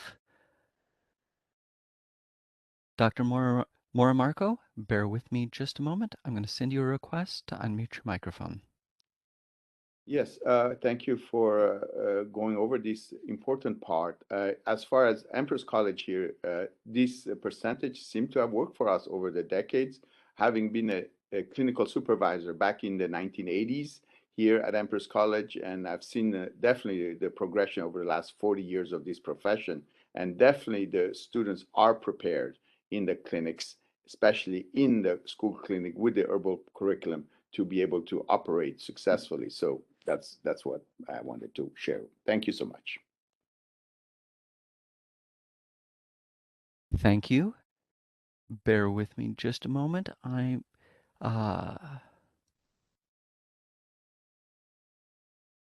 Next is Yoon Kim. We're sending you a request to unmute your microphone. Yes, thank you. I believe that this standard is adequate, and it has worked well at Empress College.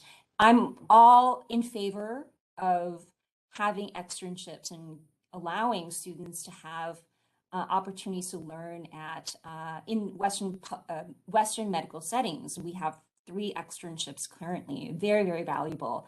However, those externships are for advanced level students, so students who have been in the clinic for at least a year and a half, to really learn the foundation and give them the opportunity to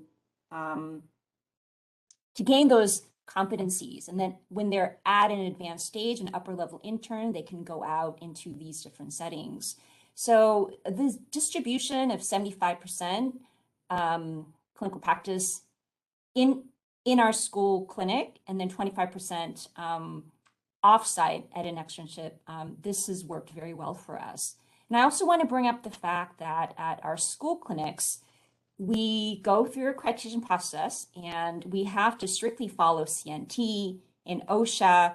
And I'm not sure that these kinds of checks are in place in private practices. Certainly in a hospital setting, that's a different discussion, because they also go through accreditation. But I'm not sure that if they're aware of CNT and other acupuncture and Chinese medicine specific standards. So I think this is a good check to have in place.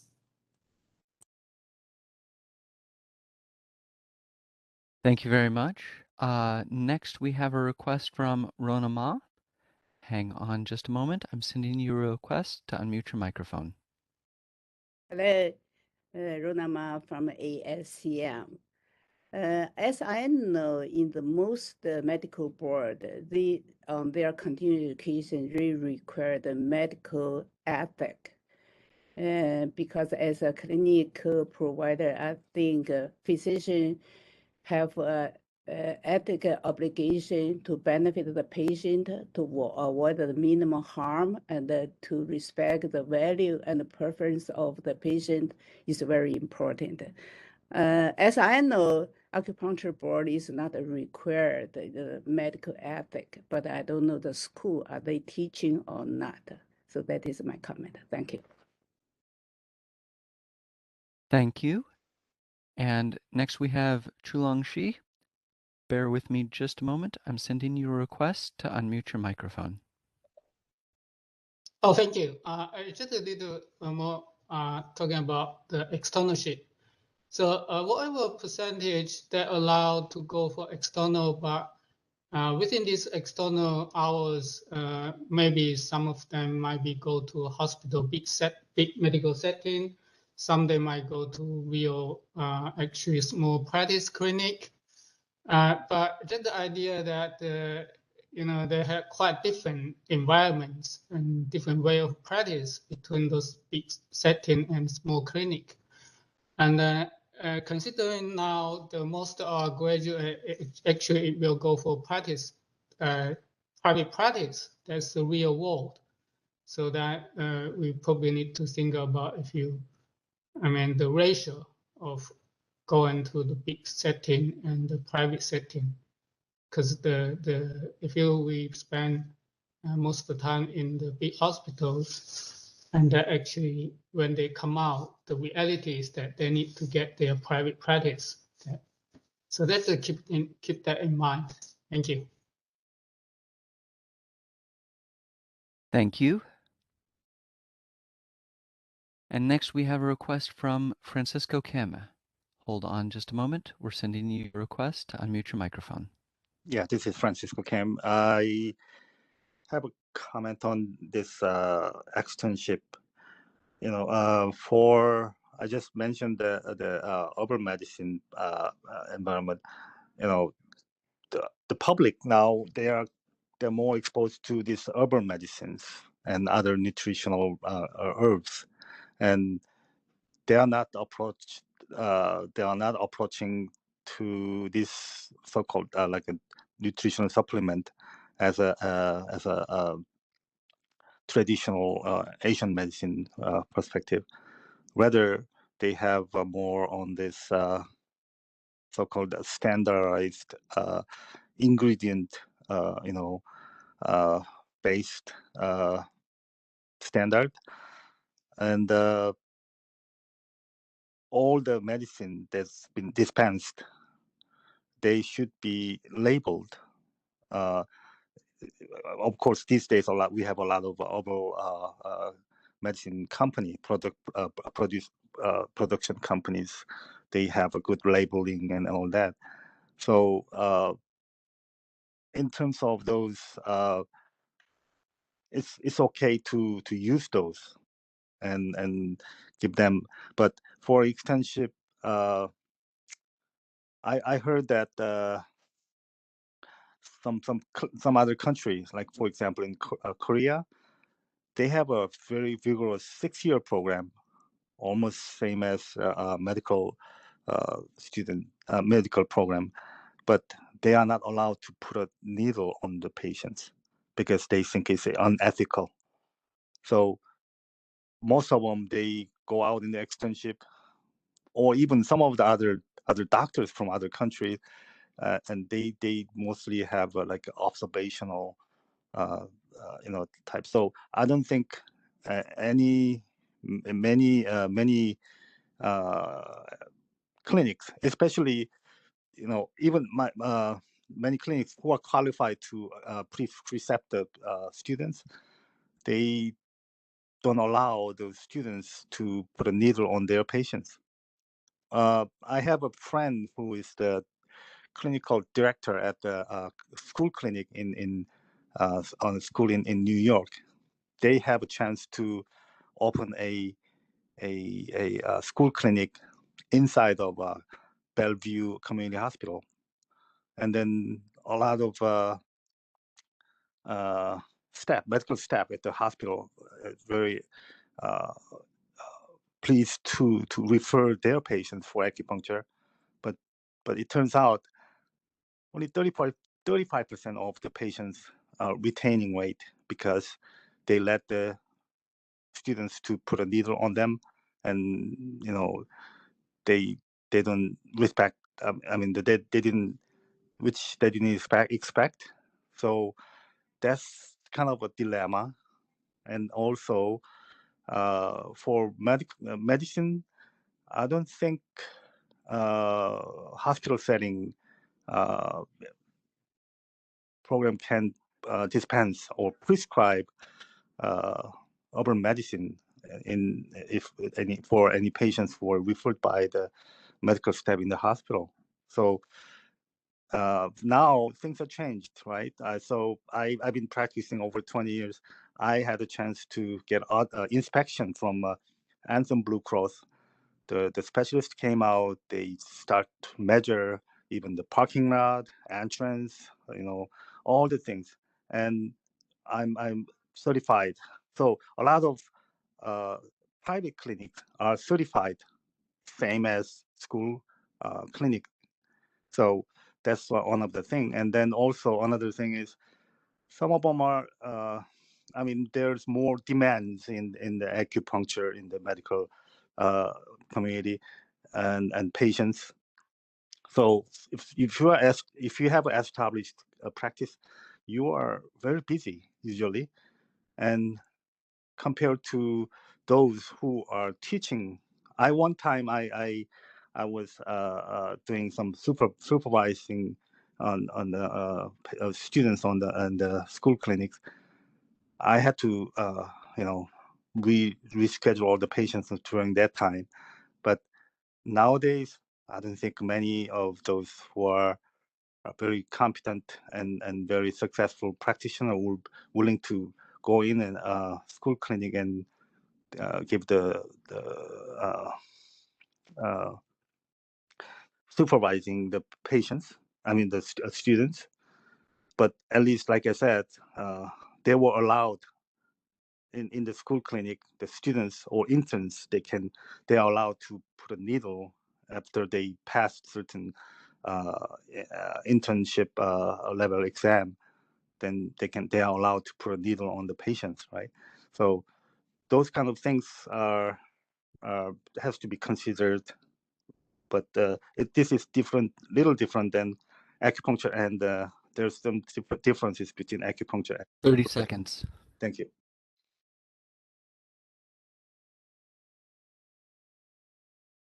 Thank you.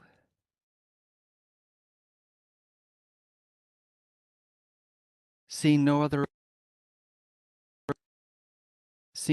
requests for comments, do you wish to move on? Yes. So question number 2, and it does tie into the previous question, so there may have already been comments on this, but we will take more, of course. It says, from an educational and training viewpoint, if you believe that having a minimum amount of clinical practice training completed in an approved externship, such as a hospital, medical clinic, or private practice that is not owned and operated by the school, if you believe that would be sufficient to prepare acupuncturists for entry-level practice, what coursework and how many hours would be sufficient at such an externship for the entry-level practice of acupuncture? So if you believe that externship at a hospital, medical clinic, or private practice would be sufficient, then what should we look for competencies, essentially, the coursework and number of hours? And we'll open that up for comment.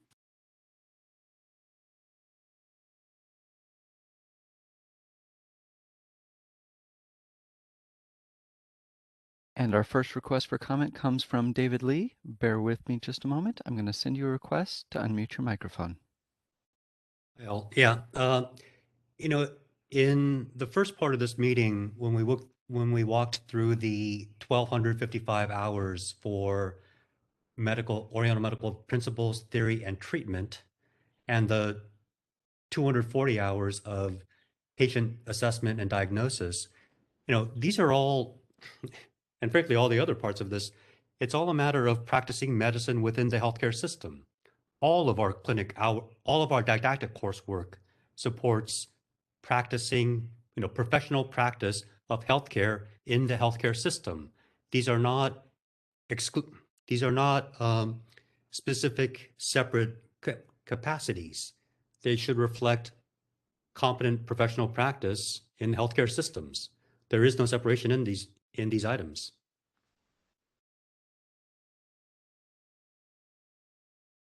That's it. Thank you. Do we have any other requests for comments or questions? I see Ron Zeidman. Hold on just a moment. Sending you a request to unmute your microphone.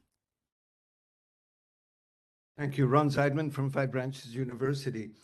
I think to prescribe the coursework that would be done in an externship would be very troublesome because some externships are hospital residencies, others are small private practices, and the students learn very valuable information going to either of those externships. So it's a very broad range.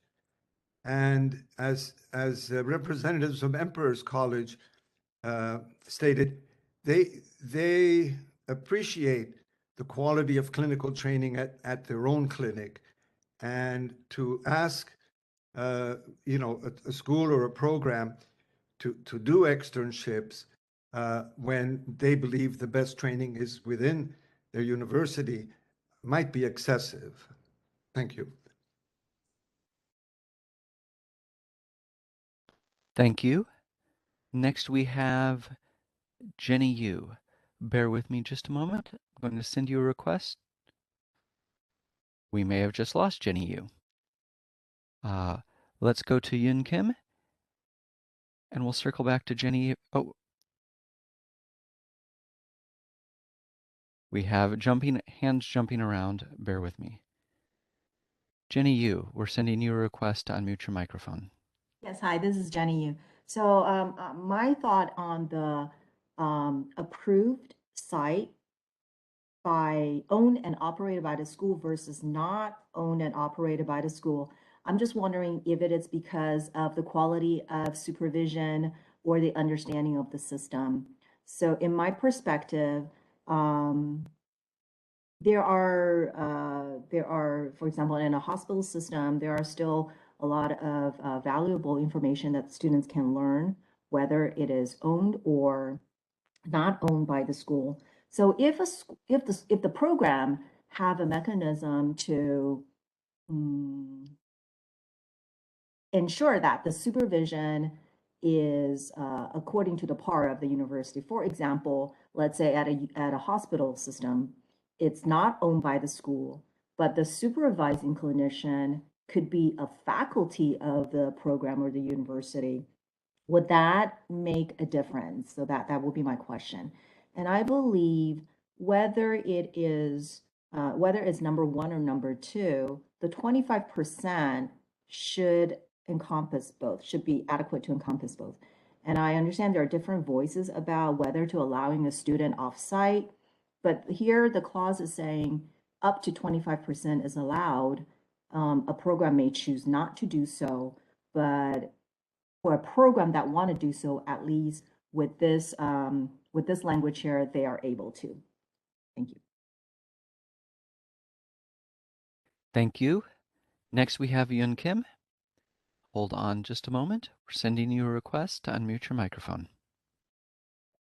Yeah, thank you. I'm not sure if I'm understanding part one and part two correctly. So as I read section number 1, it says that schools have the option of offering up to 25% at an approved externship site.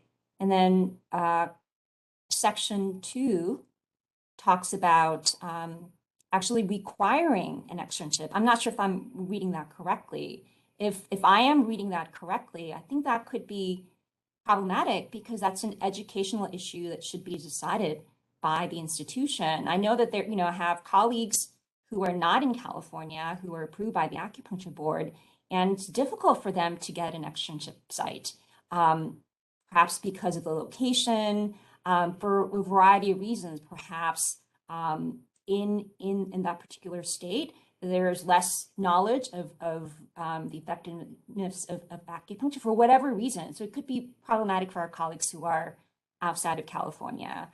In terms of the coursework that could potentially be required, that's something that should be decided between the institution, the program, and the externship site. I don't think that it would be fruitful for the board to prescribe the coursework when it's so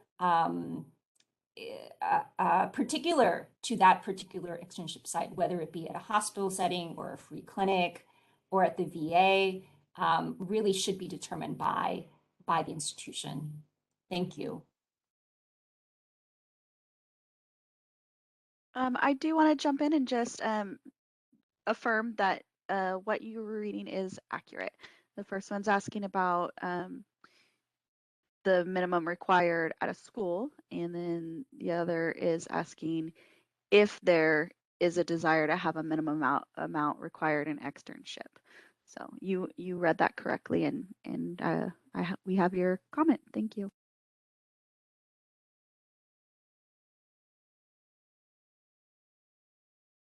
Okay, Yun Kim, we saw your hand come back up. I've sent you a request to unmute your microphone.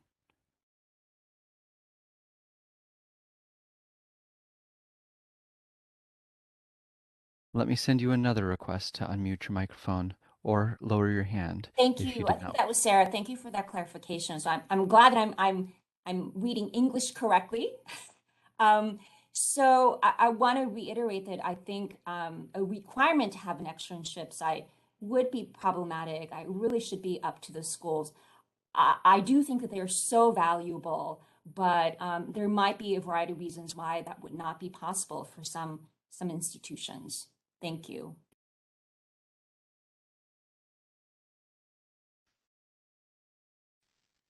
Thank you. And we're going to check one last time for comments. That appears to be all of our requests at the moment.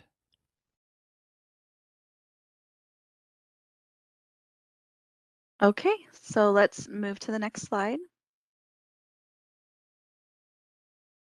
This is general curriculum requirements. We have a couple opportunities for open-ended questions here after these two. So it's a total of 4 questions in this section. So the first one is, what changes to the curriculum requirements would prepare acupuncturists for entry-level practice? So we can open for comments. We are once again taking comments. If you would like to make a comment, please type the word comment into the Q&A box in the lower right-hand corner of the screen, or raise your hand. And we have a raised hand from Ron Zedman. Hold on just a moment, please.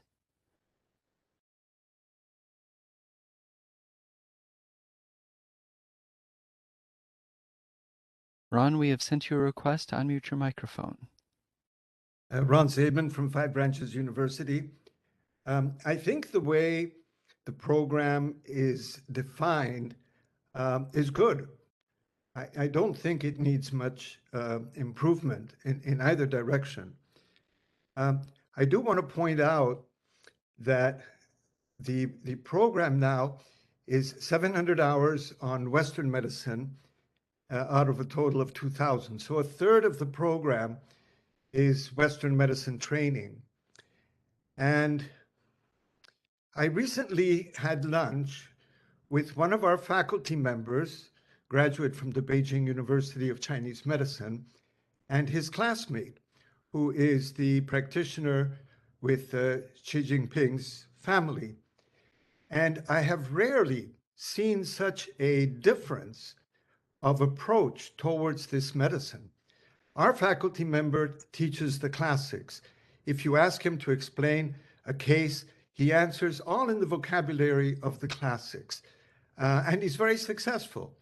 His classmate, okay, they graduated at the same time, had gone totally into science and talked about clinical practices, standard deviations, percentage, the whole bit. I bring this up because in our own program, we see that with our students. Some students are very interested in the Western medicine aspect, and they're the ones who apply and appreciate doing a residency in a hospital. Other graduates are totally into the classics and the traditional medicine. And we offer, sufficient courses for their education. And based on those two foundations, the 700 hours of Western and the remaining part of the 2,000 for the Chinese medicine, the graduates have enough foundation to then develop their interest after graduation. So I wouldn't change any of the proportions. I think it's relatively well balanced. I would add that we're doing 30% Western. In China, they do 50% Western. However, they can prescribe antibiotics. When they're in their hospital, they can do quite a bit of Western medicine. So it makes sense that they would have 50% of the program. And lastly, we had a visitor from China who taught in our postgraduate doctoral, and he was saying that traditional Chinese medicine was dying in China. It had been converted into this mixture of modern and traditional medicine. And he reflected that countries like America were upholding the traditional Chinese medicine more so than they were in China. Thank you. Thank you.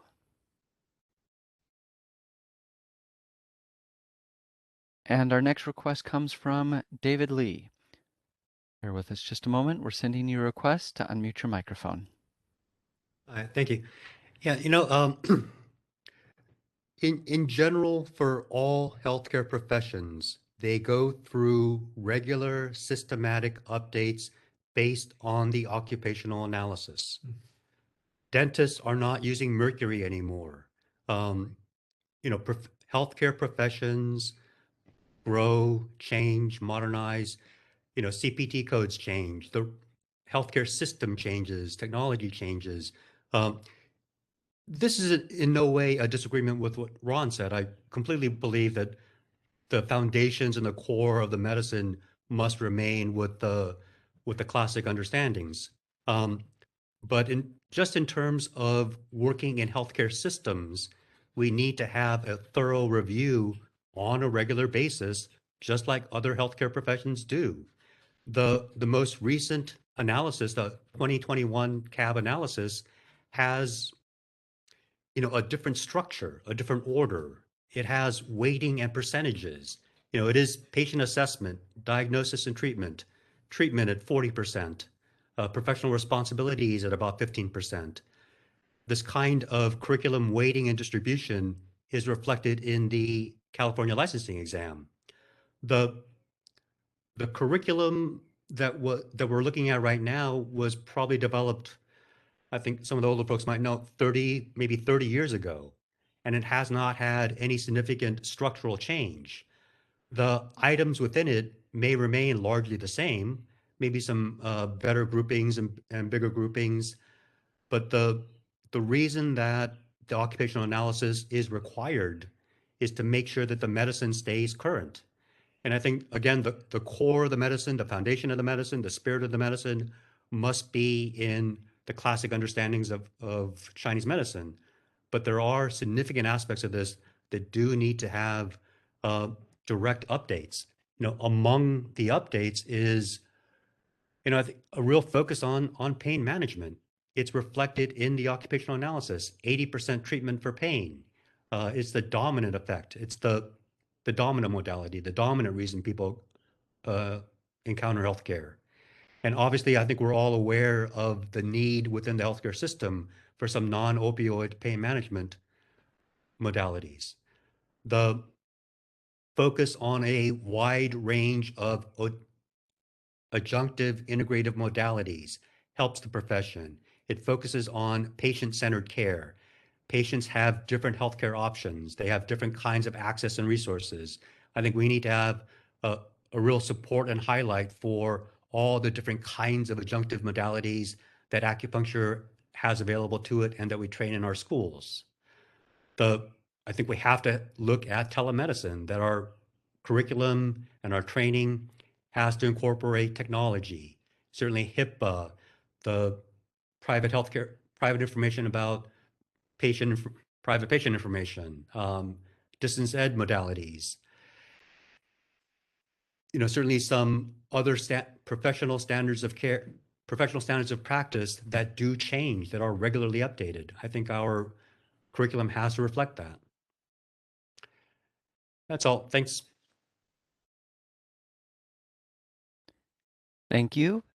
And next we have Dr. Mora Marco. Hold on just a moment. We're sending you a request to unmute your microphone.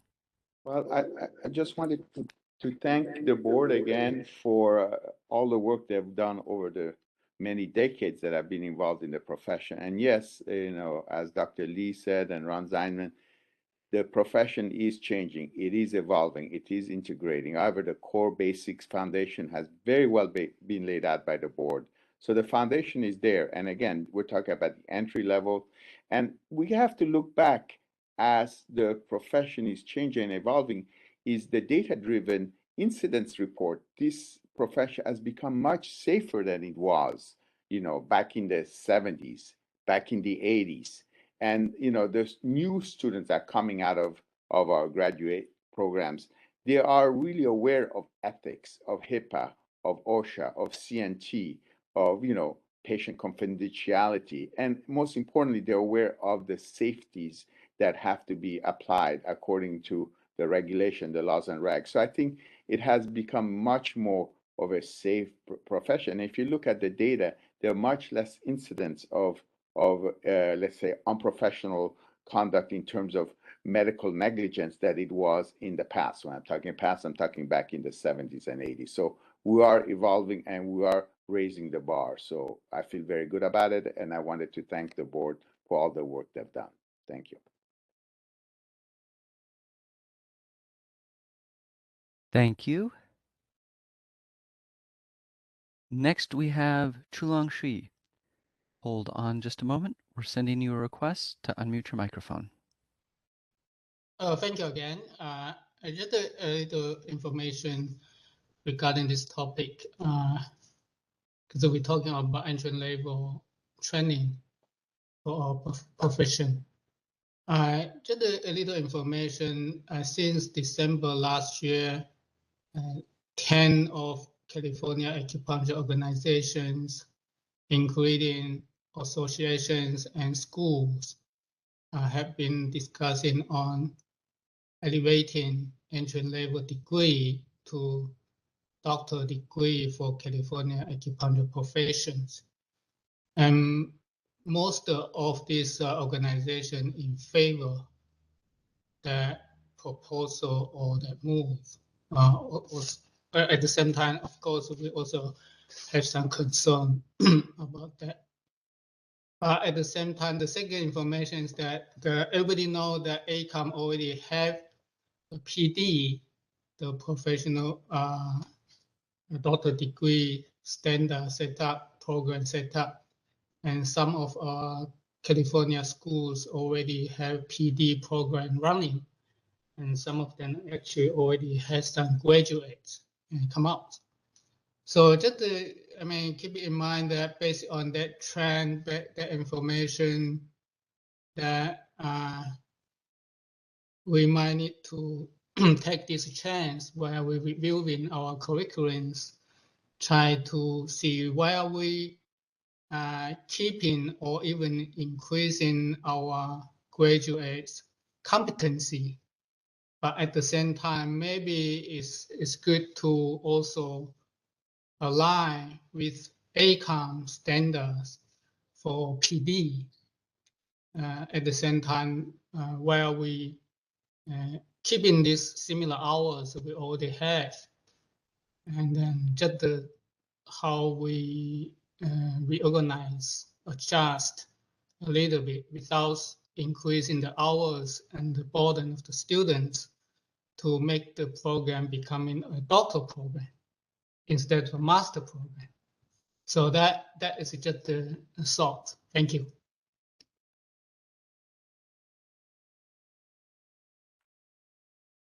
Thank you. And though, oh, we have more requests coming in. Let's see here. Ron Zeidman, you are next.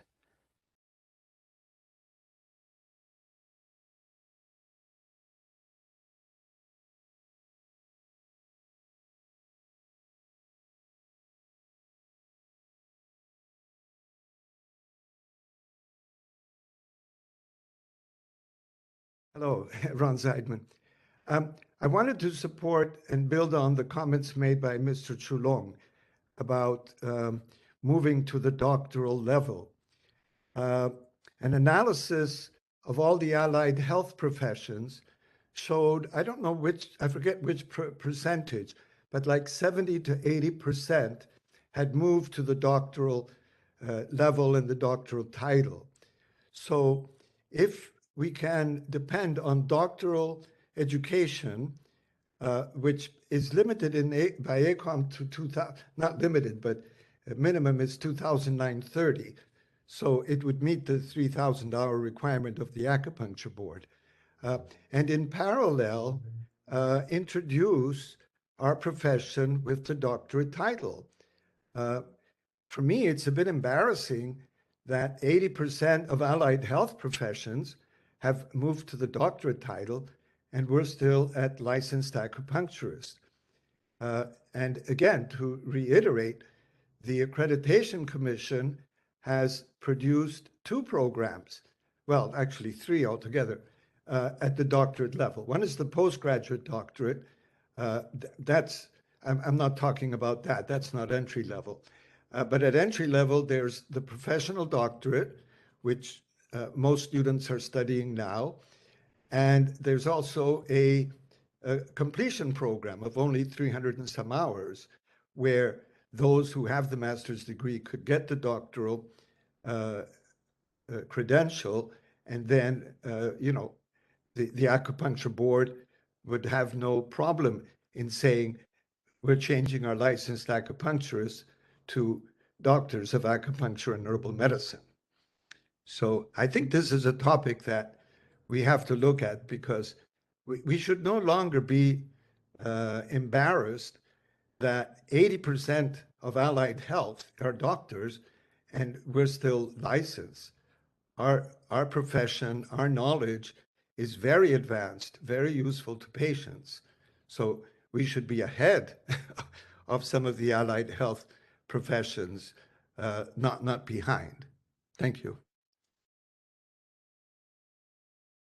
Thank you. Next, we have Yun Kim. Hold on just a moment. We're sending you a request to unmute your microphone. Thank you, David. I think we're near the end of the session. I really want to express my gratitude to the board for having this session and allowing us to provide our feedback, and really especially thank Jay for all of his hard work, and Sarah and David. So thank you. I wanted to bring up the issue of cost and tuition as the board considers potentially increasing the curriculum requirement and hours. I really ask the board to think about the implication for our students. Tuition and the student debt. These are really, really critical issues that affect not just our profession, but higher education in general. It could be prohibitive for some students to come into our programs if we keep increasing tuition, adding more hours. I have real concerns about that. At Emperor's, we try to keep our tuition as lowest as possible while providing excellent quality of education. And it's always a sensitive issue given the climate right now with the pandemic and loss of jobs. And there are many, many complexities. And so I really ask the board to think about the consumers, the folks coming into our profession, and what the implication would be if we were to add more hours, add more fees. It needs careful consideration. And my esteemed colleague, Ron and David had mentioned the professional doctorate. So as all of you know, hopefully most of you know, that ACOM has standards for 2 entry-level programs that are relevant in California: the master's program and the professional doctorate. Both entry-level allow you to take the California boards. Now, the professional doctorate has more courses, and so most professional doctorate programs are more expensive than the master's program. And so I think every hike in our fees to our students have effect on their ability to continue, their ability to come into the profession. So thank you for giving all of us the opportunity to provide this input. Thank you. Next, we have David Lee. Hold on just a moment. We're sending you a request to unmute your microphone. Thank you. Yeah, a couple of comments from our previous speakers. In California, less than 20% have doctorates, over 80% have a master's. I know the discussion right now is on, what do we want to call folks after they graduate after 4 years? We also need to deal with the 10,000 acupuncturists that have the master's degree. The difference between the master's and the doctorate for in California is less than 10%. That if there's 2,800 hours for the master's, it's 3,000 for the doctorate. The numbers overlap so much. The only real difference between the master's and the doctorate was that, for ACOM for the last 4 years, only the doctorate could only be offered to English students, and the Chinese and Koreans had to stay at the master's level. That is slowly been changing over the last few years. I think they're still trying to push an English-only agenda, but we need to really get the entire profession on one page in one degree. I do think that doctoral completion is that path. We can never have a cohesive profession if there's 40 different master's degrees for 10,000 acupuncturists in California. Whatever change we make now will take 20 years, 30 years to have any effect.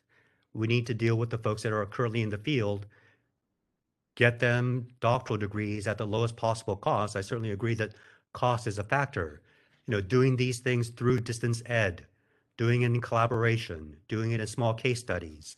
This is a way to get the entire profession to work with each other, to speak with each other, to form a cohesive profession instead of just always being separate graduates from separate schools. The doctoral completion and this opportunity now is for us to start mixing our graduates together, to have them collaborate, to have them calibrate, to have them, form cohesive conversations among themselves, and not just be about, well, I went to this school, I went to that school. We need one profession, one cohesive graduate program, and I think this has to be a goal of this project. Thank you. Thank you. Next on the list is Neil Miller. Hold on just a moment. We're sending you a request to unmute your microphone.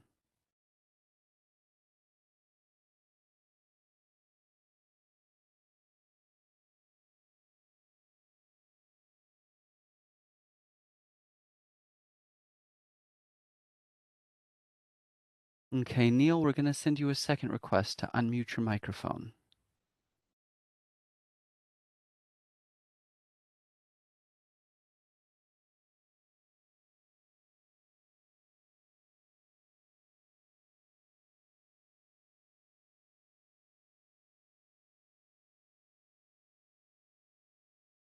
We're going to give you just a moment longer, Neil, and then we're going to go to Francisco, and we'll circle back to you in a minute.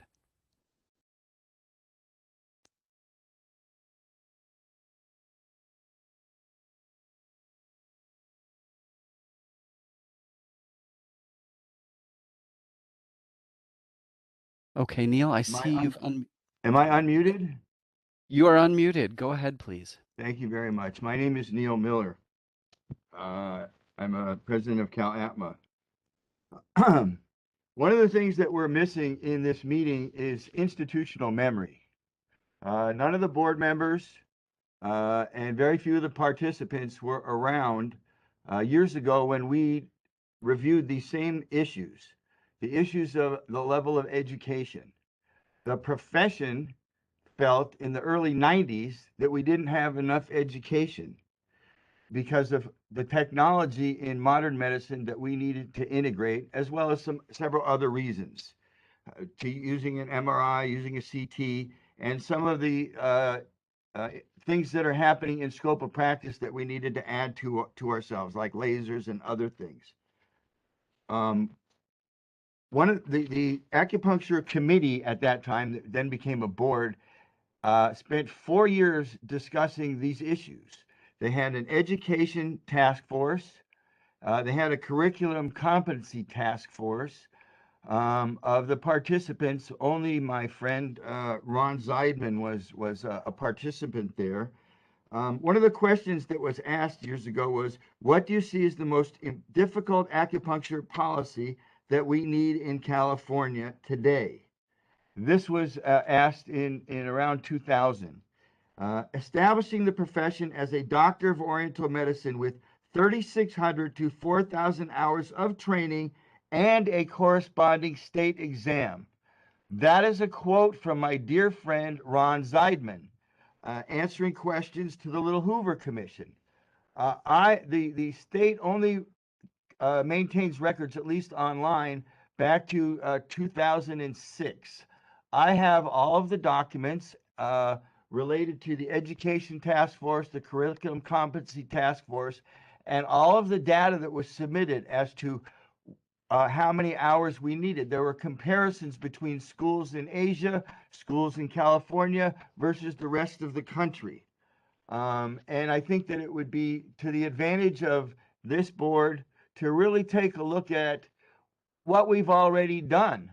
Why did we end up at the Little Hoover Commission? What were the issues that were asked at the Little Hoover Commission, and what were the answers? Because the profession who answered the questions and participated have the same exact answers today, over 20 years later. The issue of it's going to be too expensive, it's going to cost so much money, our poor students. Well, this was the same argument that was used years ago, and this was before the schools had grants from the government to fund this. And when students got grants to go to school, all the prices went huge, inflated, but the benefit to education was not increased. The level of one school to the next is really different. So today I heard from my esteemed alma mater, Emperor's College, from two representatives there. That's a great school, and the people who graduated from that school have gainful employment and are doing really well as the people that I know from Five Branches and PCOM and some of the other schools. But the difference is huge. I have students from 4 different schools that come to me to intern and learn from me. These are people who are graduating. Some of them are doctors. They are doctors coming to my office, and it's amazing to me that they got out of school and don't know enough. Now, I know that some of the schools who are on here are participating, saying, oh my God, it's just Neil Miller saying we're not doing a great job. I'm not. I think Emperors and PCOM and Five Branches are doing an incredible job. And the students who come to my clinic to learn more from those schools are leaps and bounds above everybody else. But what we're talking about is the consumer. How does the consumer know that if you have a license in California, that you're qualified? Well, we're going by standards that were created many, many, many years ago, before lots of the technology and lots that we know about. Things like ethics and HIPAA and safety are really done well at Emperor's College. People who come here aren't in trouble. You look at the problems that we have with discipline, they're not coming from Emperor's College. They're not coming from 5 branches. But there are a number of schools that have the same problems, and the graduates from those schools have the same exact problems that they had 10, 20, and 30 years ago. We have some of the same problems that have not been cleaned up. So I appeal to the schools that are here, who are great schools, to really hear what I'm saying as somebody who's been in the trenches for 35 years, taught at almost all the schools in LA, and there's a huge difference. And again, as my friend Ron said, that 3,600 to 44,000 hours was the outcome of the Education and Curriculum Competencies Task Force. It was only because of politics and California caving in to national standards, to lower the standards. Pacific College was opposing 3,000 hours when their school had 3,300 hours at the time. What I'm appealing to the board, and why we're even having this meeting, and why the profession has been asking for more curriculum competent hours for the last over 20 years, is to see something being done. Like I said, some of the schools have really improved and stayed with the changes, but most of them have not. Certainly the out-of-state schools that are okay to are approved by California. When I see the students from those schools commenting on social media and asking questions, the comments from people who are experienced, meaning 10, 15 or more years, are saying, oh my God, how did this person get a 30 license? seconds. So I will be providing the board with with 4 or 5 of the Little Hoover Commission questions, and I have taken the answers from some of the leaders in the profession, including my friend Ron and several others, for the board to take a look at. Look what's being said 20 years ago, and look at the issues today. They haven't changed. I'd love to see the board have a working meeting to discuss these issues like we did in the past, to really approach this differently. That there's not an unfair advantage between some schools that are doing a great job and other schools that aren't. And my issue is really having an entry level and the same entry level for everybody, so that the consumer knows that if you went to a school that's approved by the state of California, the education is similar, the hours are similar. And again, that 3,600 to 4,000 hours, what was decided, and Ron was a participant, and Ron supported it. That was made up. And one last thing, I have spoken to several of the public members who were on the board at that time, who would like an opportunity to speak to the board what they felt like as a public member 20 years ago, and why they supported more education there. And former board member Lloyd, who's now a president in Arizona, they've raised their standards in Arizona and Nevada, and California is lacking behind in our scope. And a lot of that overlaps with education, and it should be entry level. We're a maturing profession, and we really should have doctors practicing at a similar level of education. I appreciate the opportunity to speak, and my esteemed colleagues who participated and the great comments that they made. I lastly would like to ask that the board review some of the comments and the 6 inches of data that I'll send you, about 2 inches of relevant data that you can look at, that was already done 20 years ago, that will answer most of the questions, and those were answered by some of the leading experts in the profession then, and they're still practicing, and the leading practitioners today. So I'm asking that you have a workshop and have some of these participants, so that we can bridge the gap between schools and practitioners, because we have the same agenda. We're just, one's looking at a national agenda to kind of fit it into California, and I'm really only looking out for California practitioners and California consumers, which should be the focus for the board. Thank you very much for the opportunity and letting me go over 5 minutes. I appreciate it. Thank you. Next we have Francisco Kim. Hold on just a moment. We're sending you a request to unmute your microphone. This is Francisco Kim. I thank my colleague Neil Miller about this past record and the issues that's been discussed a long time ago. But now I'm talking about. I want to talk about this issue as a current issue, like for the students. Somebody mentioned about the higher tuition. Yeah, that's a very very concerned, very sensitive issue, as we see the all this inflation is you know, unfolding in all over the places. But what we are talking about here is the standard of education. So I suggest, you know, if you want to bring up the doctorate degree program, I suggest maybe we can have all these students to be admitted who only took the health science courses in the college, so that it can lower their expense and also focus more on the core program, which is acupuncture and herbology and Asian traditional education medicine. That's all. Thank you. Next, we have Ann York Lee. Hold on just a moment. We're sending you a request to unmute your microphone.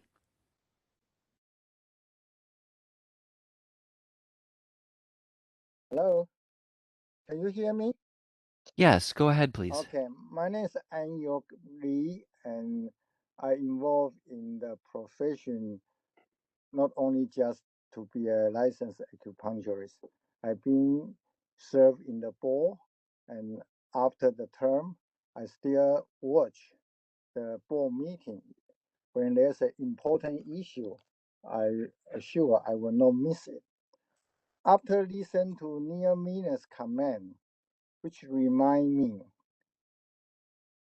we have discussed this issue from A to Z, from subject issue, hours issue, curricular issue, and some people even extremely focus on East traditional Chinese medicine. Some people even focus on the very Western side. There's nothing new under the discussion. It has been for years, and history repeats itself. I think I want to summarize and instead of repeat what has been told. I have observed our progress from short term to mid term. We should go into the long term. Short term is the improvement inch by inch at each subject, each area, by each task force in the past. It's inch by inch improvement. Then we go to the midterm discussion, midterm progress, midterm project to improve our profession. We discuss about the PhD program. But I believe in the long term, the profession needs self-motivated ambition to move the profession level with other medical fields. If the school, if each acupuncturist focus on how we can get to the level of WASC accreditation. WASC accreditation team is very different from what our accreditation organization right now. Their accreditation member is composed of each school and specialist, and they rotated each other, and some schools have representatives to learn from other schools. Some other school to learn from this school. Through the accreditation program, set the standard, finally become uniform. I think this is our long-term goal. The profession, in order to serve the student loan issue, we set our ACOM program. That solves the education loan, but we have heard students graduate from the school, their diploma cannot be transferred to other medical school. The subject they get from credit from the acupuncture school cannot be transferred to the other school. That is the basic structural issue we never come out. So I think we have go through the short-term goal to midterm goal. Now it's a self-motivation, how the whole profession, especially the school, to move to the WASC accreditation. At that time, all the small discussion, subject by subject, inch by inch improvement will become mile-long improvement. Then we will get rid of all the discussion, all the problem, all the issue which challenge us ahead. So I just like to get a small summary so far what I had heard. Hope the board, the school, and the profession, including ACON, can reconsider in the past history. Do not repeat itself. Let's move mile by mile. Thank you. Thank you. And next on the list, we have Yun Kim. Bear with us just a moment. We're sending you a request to unmute your microphone.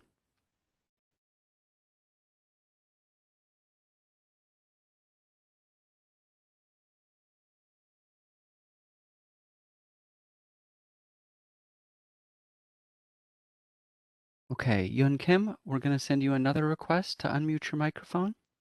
Yes, thank you. First, I really want to acknowledge our distinguished alum, Neil Miller, and thank you so much for your vote of confidence in your alma mater and for recognizing that, you know, all the schools that are represented at today's meeting, we're really dedicated to excellence. We would not have spent the last 3 hours here talking and providing input if we weren't invested in the quality of our education and the success of our graduates. So it's really a good thing, and we're united by that.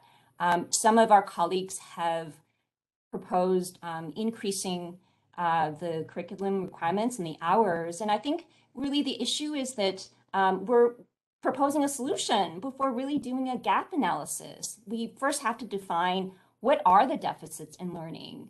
We haven't really talked about that. And then we have to discuss why is there a gap in learning, and what are the potential solutions? What are the best solutions? And so unless we go through this analysis, you know, to say that we are going to increase hours and that's going to solve all of our problems, that's not a logical way of proceeding. It's not a constructive way of really improving the profession, which we're all very much invested in.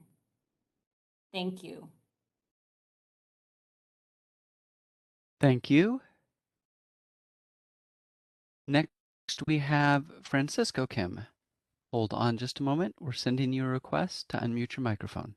Yeah, this is Francisco Kim. I am very glad that a lot of good comments and suggestions and were coming out for these issues. That's why I proposed this stakeholders meeting to be held by the board in the board meeting previously, and I'm now see what the real professional leaders and in the community are looking into, and then what's their dilemmas and issues. Going back to the mention Dr. Anyok Lee, that is very important and very good solution, idea. For example, the ACOM has their own standard, and NCCA has their own standard. But here in California, we didn't even have our own standard. How come they have their own standard? And also, Dr. Lee mentioned the WASC. They have a system, the peer review by these different universities. So their board members are the presidents of those schools like UCLA, Stanford, Harvard, right? So this closed system has been dragging us into some standard. I see some of the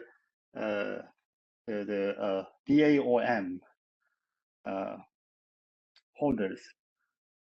I have had a chance to attend the DAOM, the paper defense, and it was a joke, you know. That's why I didn't get into this doctorate program before, because by making you a doctor doesn't make you a real, like, recognizable professional, like specialist or, you know, professional.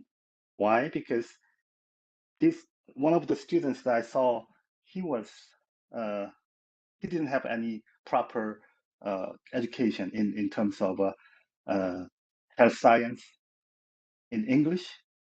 I'm not bringing up this English issues, but you know, and then they somehow got their degree and they are calling themselves a doctor, and I don't want to be part of that. So here we want to solve the problem for the future, for the students who's coming, but we have to also clean up this mess, which is, you know, what are our what should be our standard. So that you know, I encourage everyone to, you know, chip in, pitching in, and maybe come up with some kind of organization that can communicate, not just this in this kind of specially held meeting, but, you know, all the time.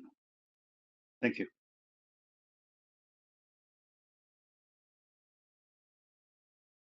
Thank you. Next, we have Ron Zeidman. Hold on just a moment. We're sending you a request to unmute your microphone. Hello, Ron Zaidman. So on the first topic, WASC accreditation, it sounds good. It has its strengths, and it costs $13 million. It costs $13 million to now join WASC, which makes it prohibitive, I think, for all of our schools. You know, we applied to WASC, and they wanted this financial actually reserve in the bank before they would consider an application. So that's not realistic. A second item that I'll reiterate is the differences in programs.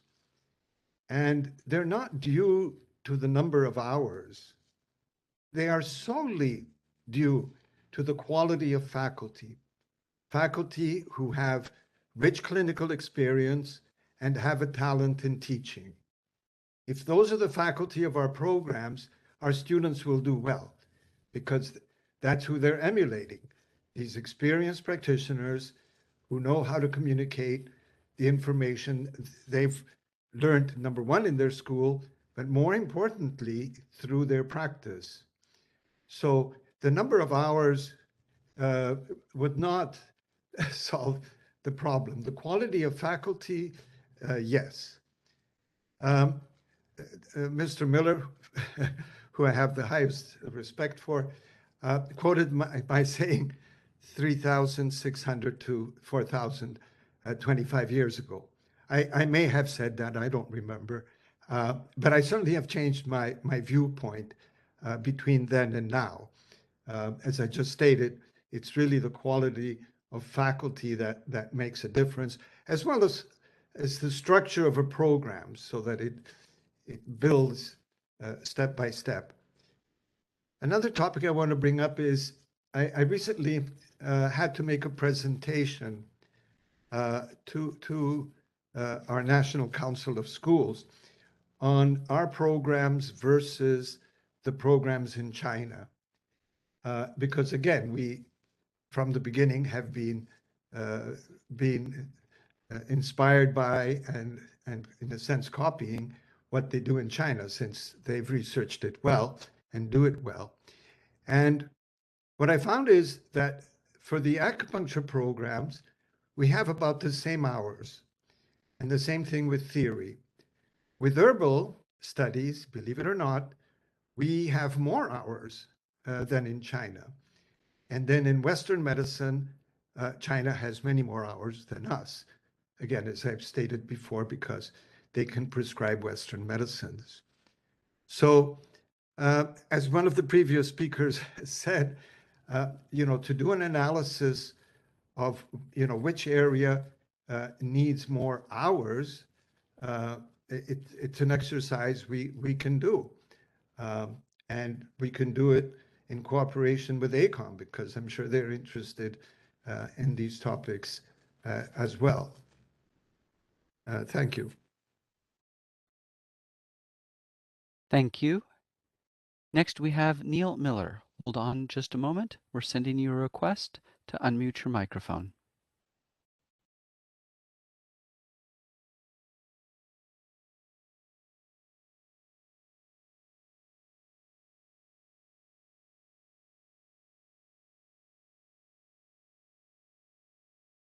Okay, Neil, we're going to send you another request to unmute your microphone.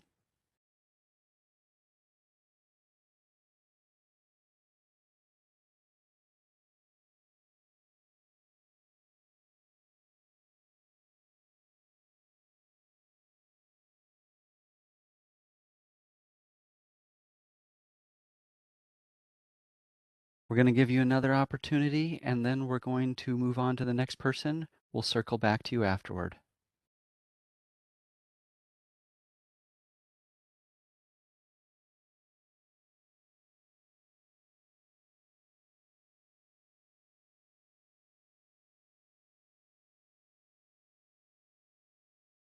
Okay, Neil, we're going to move on to Sam, and we'll circle back to you in a little bit.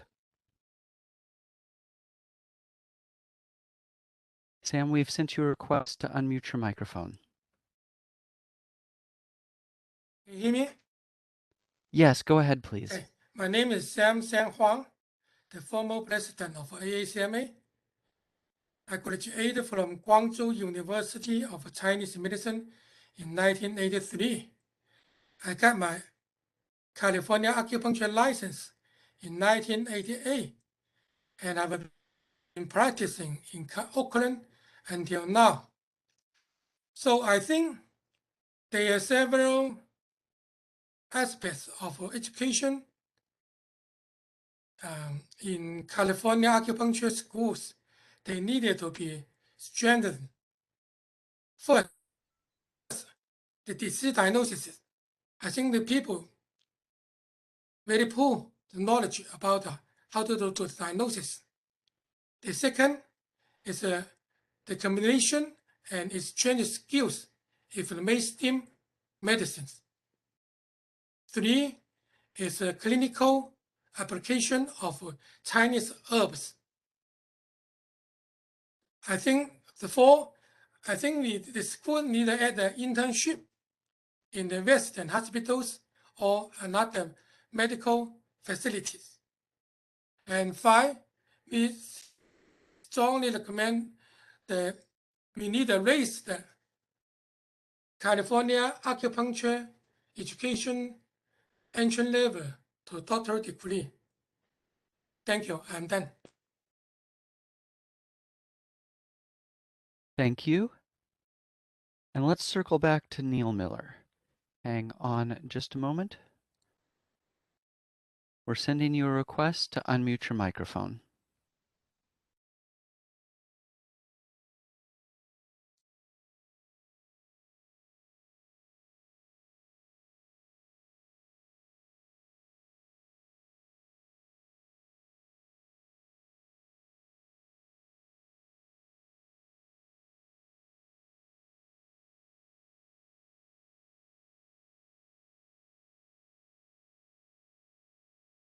Okay, we're sending you another request, Neil.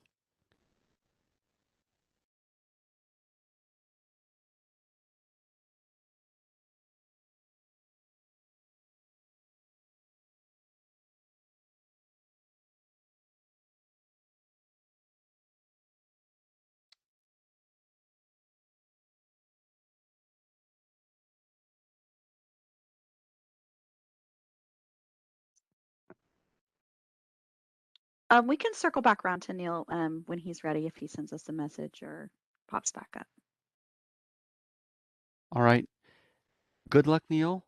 You may need to restart your system.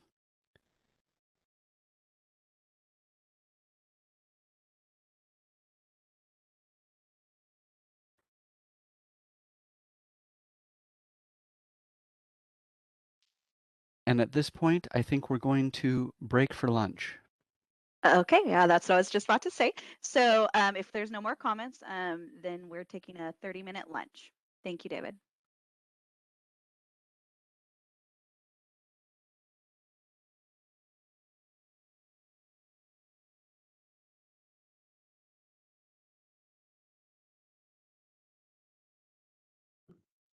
Hello, everybody. I'd just like to remind you that please come back in 30 minutes. There'll be more of the meeting to follow. And then also know that we'll receive comments.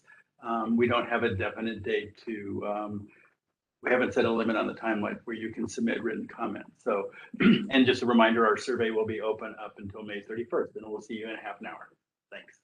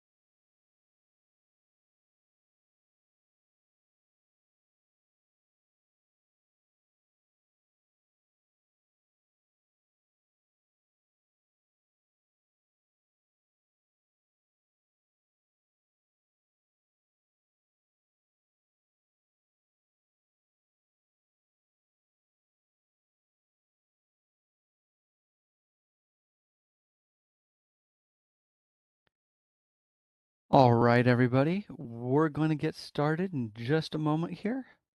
Hope your lunch was good.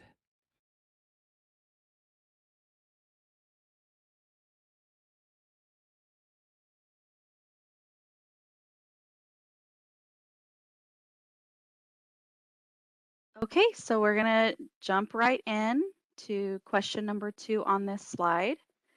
It says, as a licensee, if you do not think that your school's didactic and clinical curriculum adequately prepared you or acupuncturists that you know for entry-level practice, what additional training would be needed to address this deficiency? And we can open for comments. Sarah, going back to our discussion before lunch, we had a written comment that appeared over lunch from Joshua Harrelson. Thank you. Go ahead. And it reads, if we are looking for suggestions, I think more anatomy, especially muscular anatomy, should be part of the TCM education. The amount I received was minimal and did extra training outside.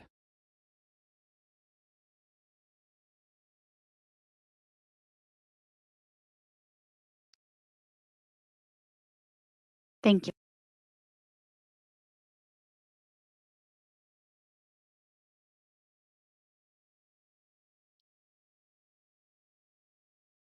And with that, I believe we're now on part 2.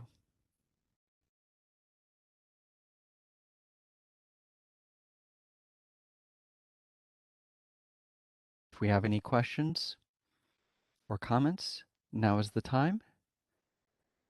Let's put up a reminder.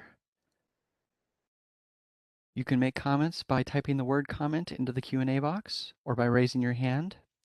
Dial-in users, please dial *3 to raise your hand, and we will call on people in the order we have requests.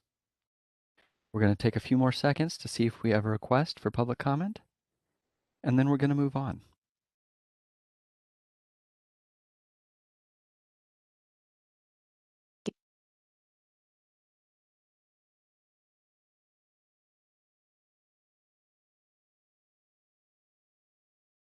Okay, we can go ahead and move on, David. Okay, let's move on. Okay, number 3.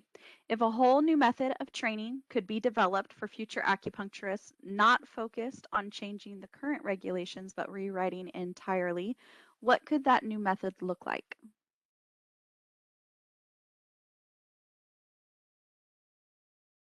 And we're open for comments.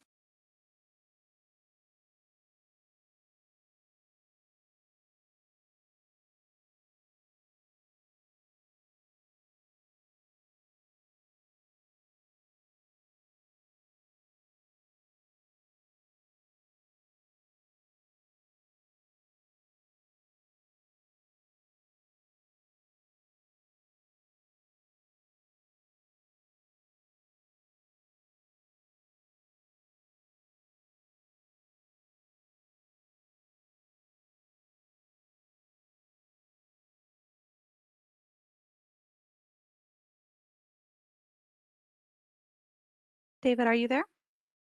My apologies, I was talking and on mute. We have a request for from Ron Zeidman. Let me send a request for you to unmute your microphone. Ron Zeidman. Well, these 2 years of pandemic have accelerated the change of the way of teaching from in-person for a while only online and now a mixture. What we learned during those 2 years is that some students want to take certain courses like acupuncture and clinic in person, but other courses, it's fine to learn online. And the same thing with faculty. Some faculty are very interested in teaching in person, certainly in the clinic, and other faculty teaching, Western medicine and certain courses are more comfortable teaching from home. So there is no regulation on that. That's good because each school will find the balance that meets their educational goals.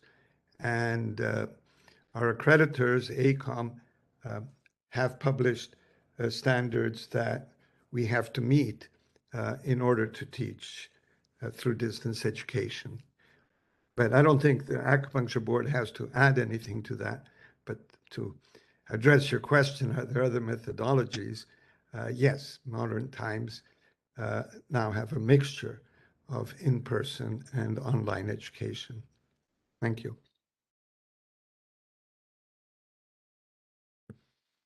Thank you. And let's move on to our next person, Jenny Yu. Bear with us just a moment. We're sending you a request to unmute your microphone. Hi, this is Jenny. I would like to echo what Ron just said because personally at my institution, I have noticed that our learner types are different. You know, most of our schools, our curriculum are designed how it was meant to be delivered 10, 20, 30 years ago. But right now we're also facing a new generation of learner types. So the remote learning would be beneficial for schools. Thank you. Thank you. And next we have Francisco Kim. Hold on just a moment. We're sending you a request to unmute your microphone.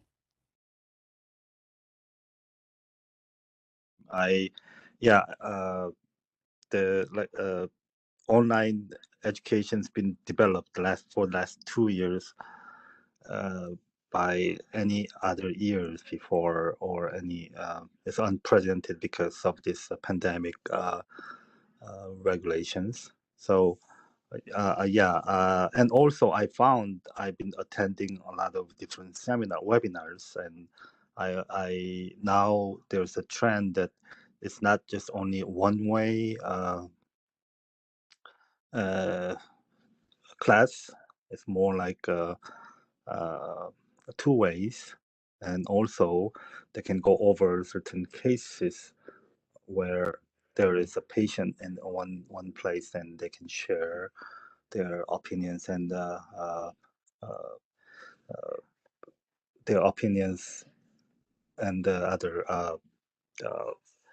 suggestions. So that's a very good way to add into our method. And also one other thing is the psychological issues been a big problem since the pandemic, and I try to address you know for certain licenses, maybe if they can get a adequate training, they can go over the this consultation or counseling session with the patients in the future, because I know for a fact that we are in short of a lot of counselors, and that'll be one of the suggestions.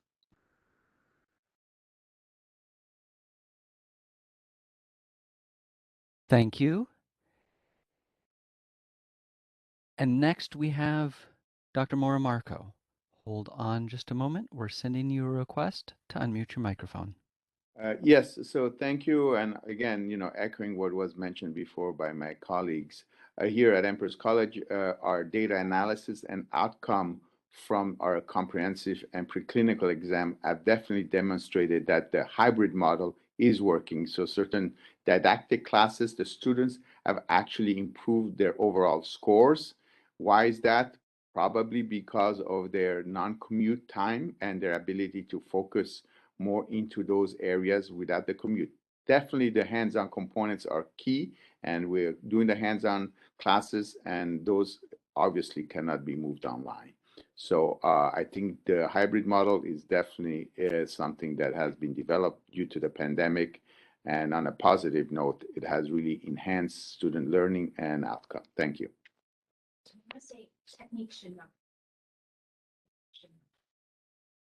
Thank you. And next we have Andreas Bella. Hold on just a moment. We're sending you a request to unmute your microphone.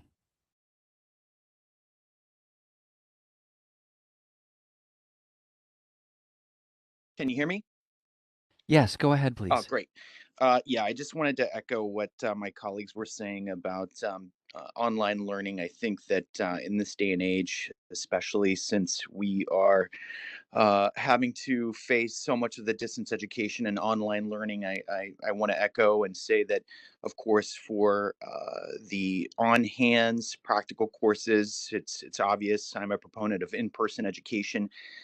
That being said, we can't deny that we absolutely need to look at some courses and we need to look at distance education and online learning as an option as well.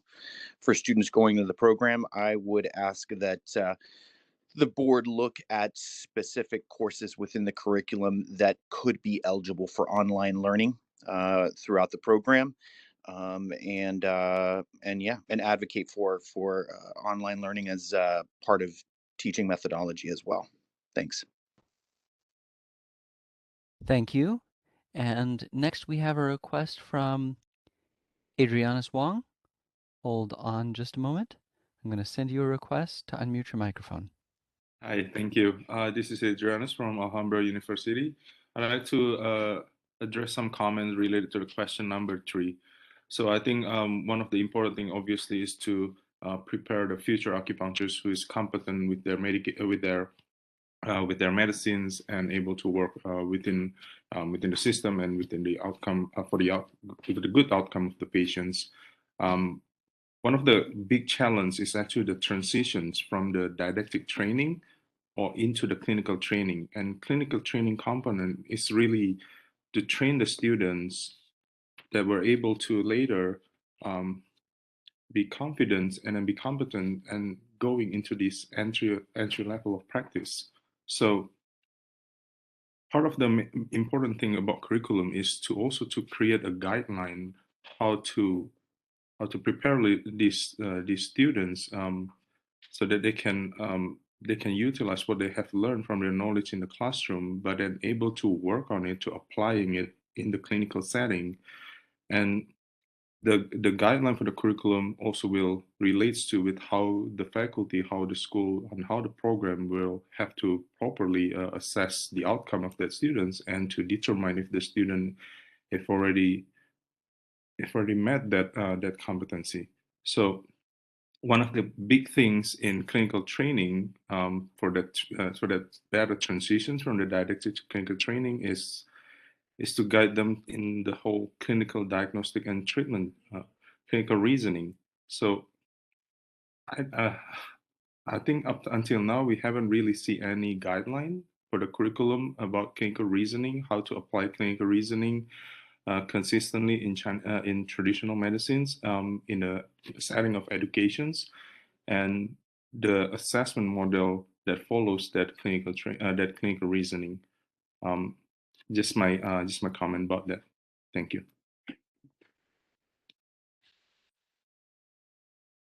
Thank you. Next we have David Lee. Hold on just a moment, and we're going to send you a request to unmute your microphone. Hi, all. I came in a little bit late, but there are clear, well-researched, established models of doing medical education. There are entire industries, publications, elaborate developed literature on medical education, on clinical reasoning, on milestones and EPAs. The content is different with our medicine, but the clinical reasoning processes are very similar. The training models are similar. There's a cultural curriculum, there's a cognitive curriculum, there's a knowledge base, there's procedures and role modeling. If we look at the literature gives us lots and lots of great examples of how these things occur. Healthcare there is a lot of commonality in the healthcare process across all healthcare professions. We just simply haven't reviewed the literature, nor do we respond to the literature. It is a huge resource for us. It gives us tremendous amount of answers and models. I think we have to incorporate that. We are part of a healthcare system. If everyone else is using a clear, organized, rational system, and we are in no way, we don't even have knowledge of that system, then we're at a huge disadvantage. The literature is accessible, it's available to us. And as academic leaders, we're obligated to review the literature. We cannot just make our own opinions. We must have some basis for those opinions. And that basis should be the literature. And it works well for us. Look at it. Thank you.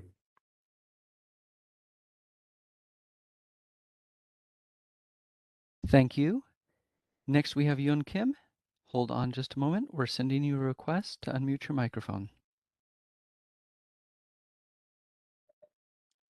I just want to support Dr. David Lee's comment 100%. We do have to look at the literature. We have to look at the evidence.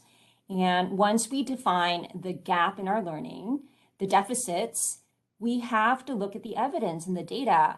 While we all have very strong opinions about how things should be, there is a body of literature in education, in clinical training, even in the Chinese medicine profession. There is valid research out there that we need to refer to and make our decisions based upon the data.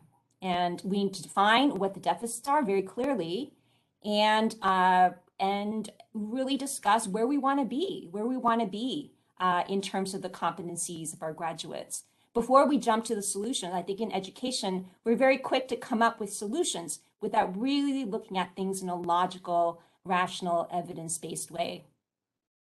We all should be aspiring to that.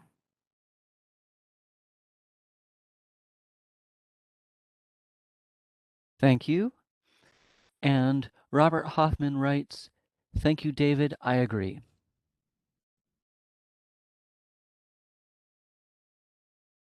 We're going to take just a moment now to see if we have any more requests for comments or questions.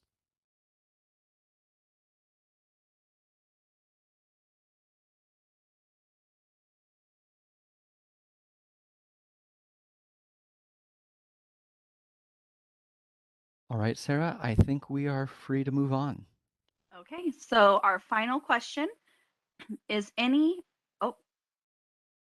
additional comments on any topic in regards to training curriculum that would most benefit entry-level professional practice of acupuncture and herbal medicine training? So any additional comments?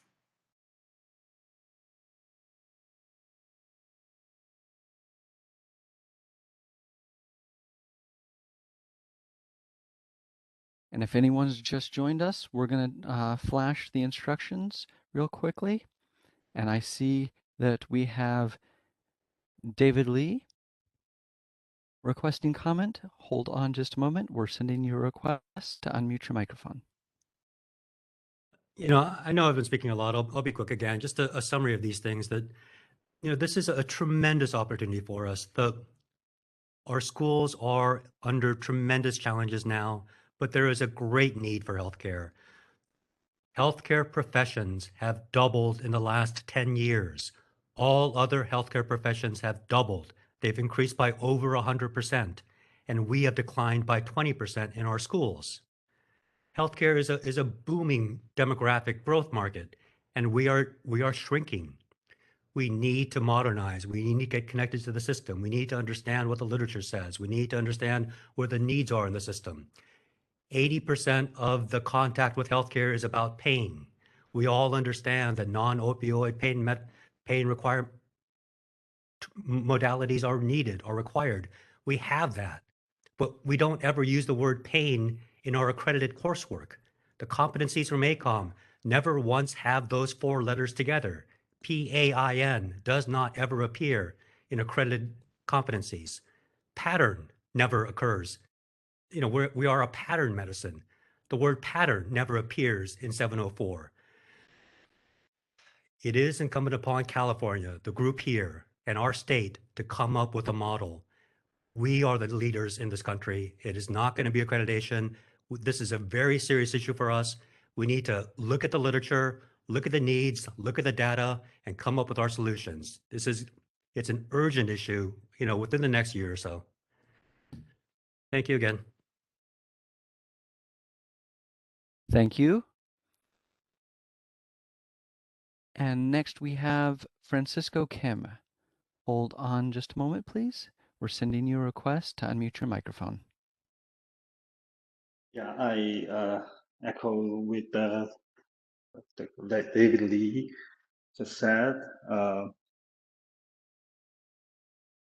To improve the school, I mean the education and trained competent practitioners, it costs money, but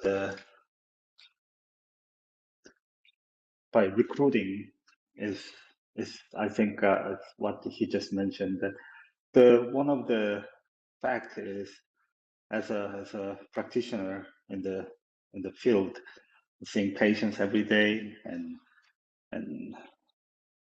billing the service and getting the reimbursement from the insurance company, that discourages any qualified prospective students who can perform and act as a very good acupuncturist and or even herbalist. That's why I came up with this idea to enforce our quality of education and demand the higher reimbursement.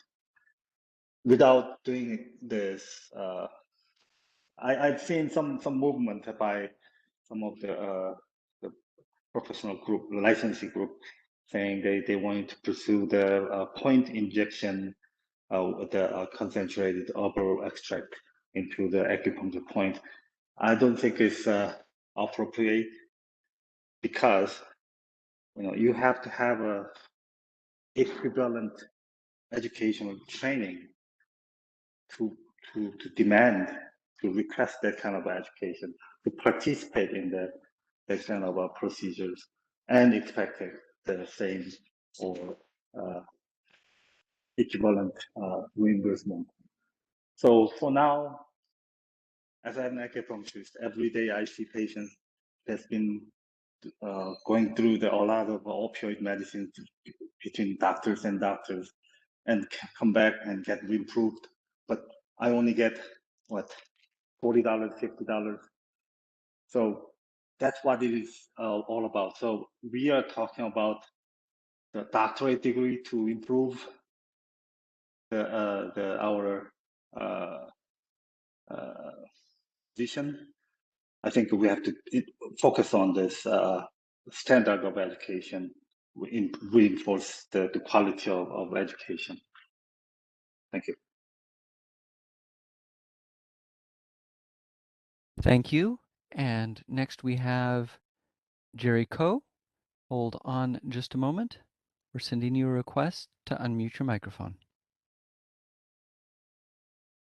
This is Jerry Guo from ACCHS.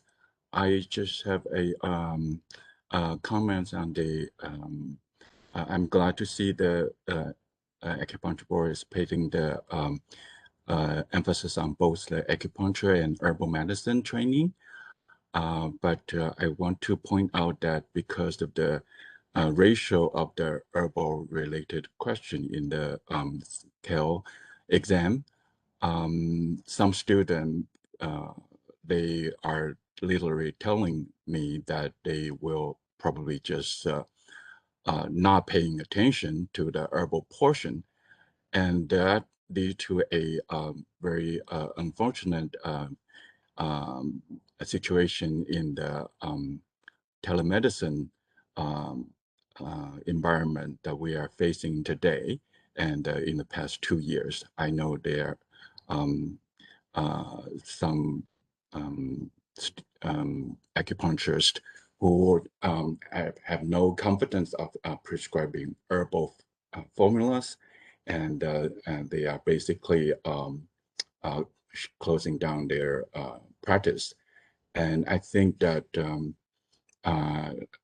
the balance of the CAL exam need to be re-evaluated. So the students when they are studying, they will they will not just abandon the herbal medicine training. I think that that would be very beneficial for the students coming. Thank you. Thank you. Do we have any other requests for comments or questions?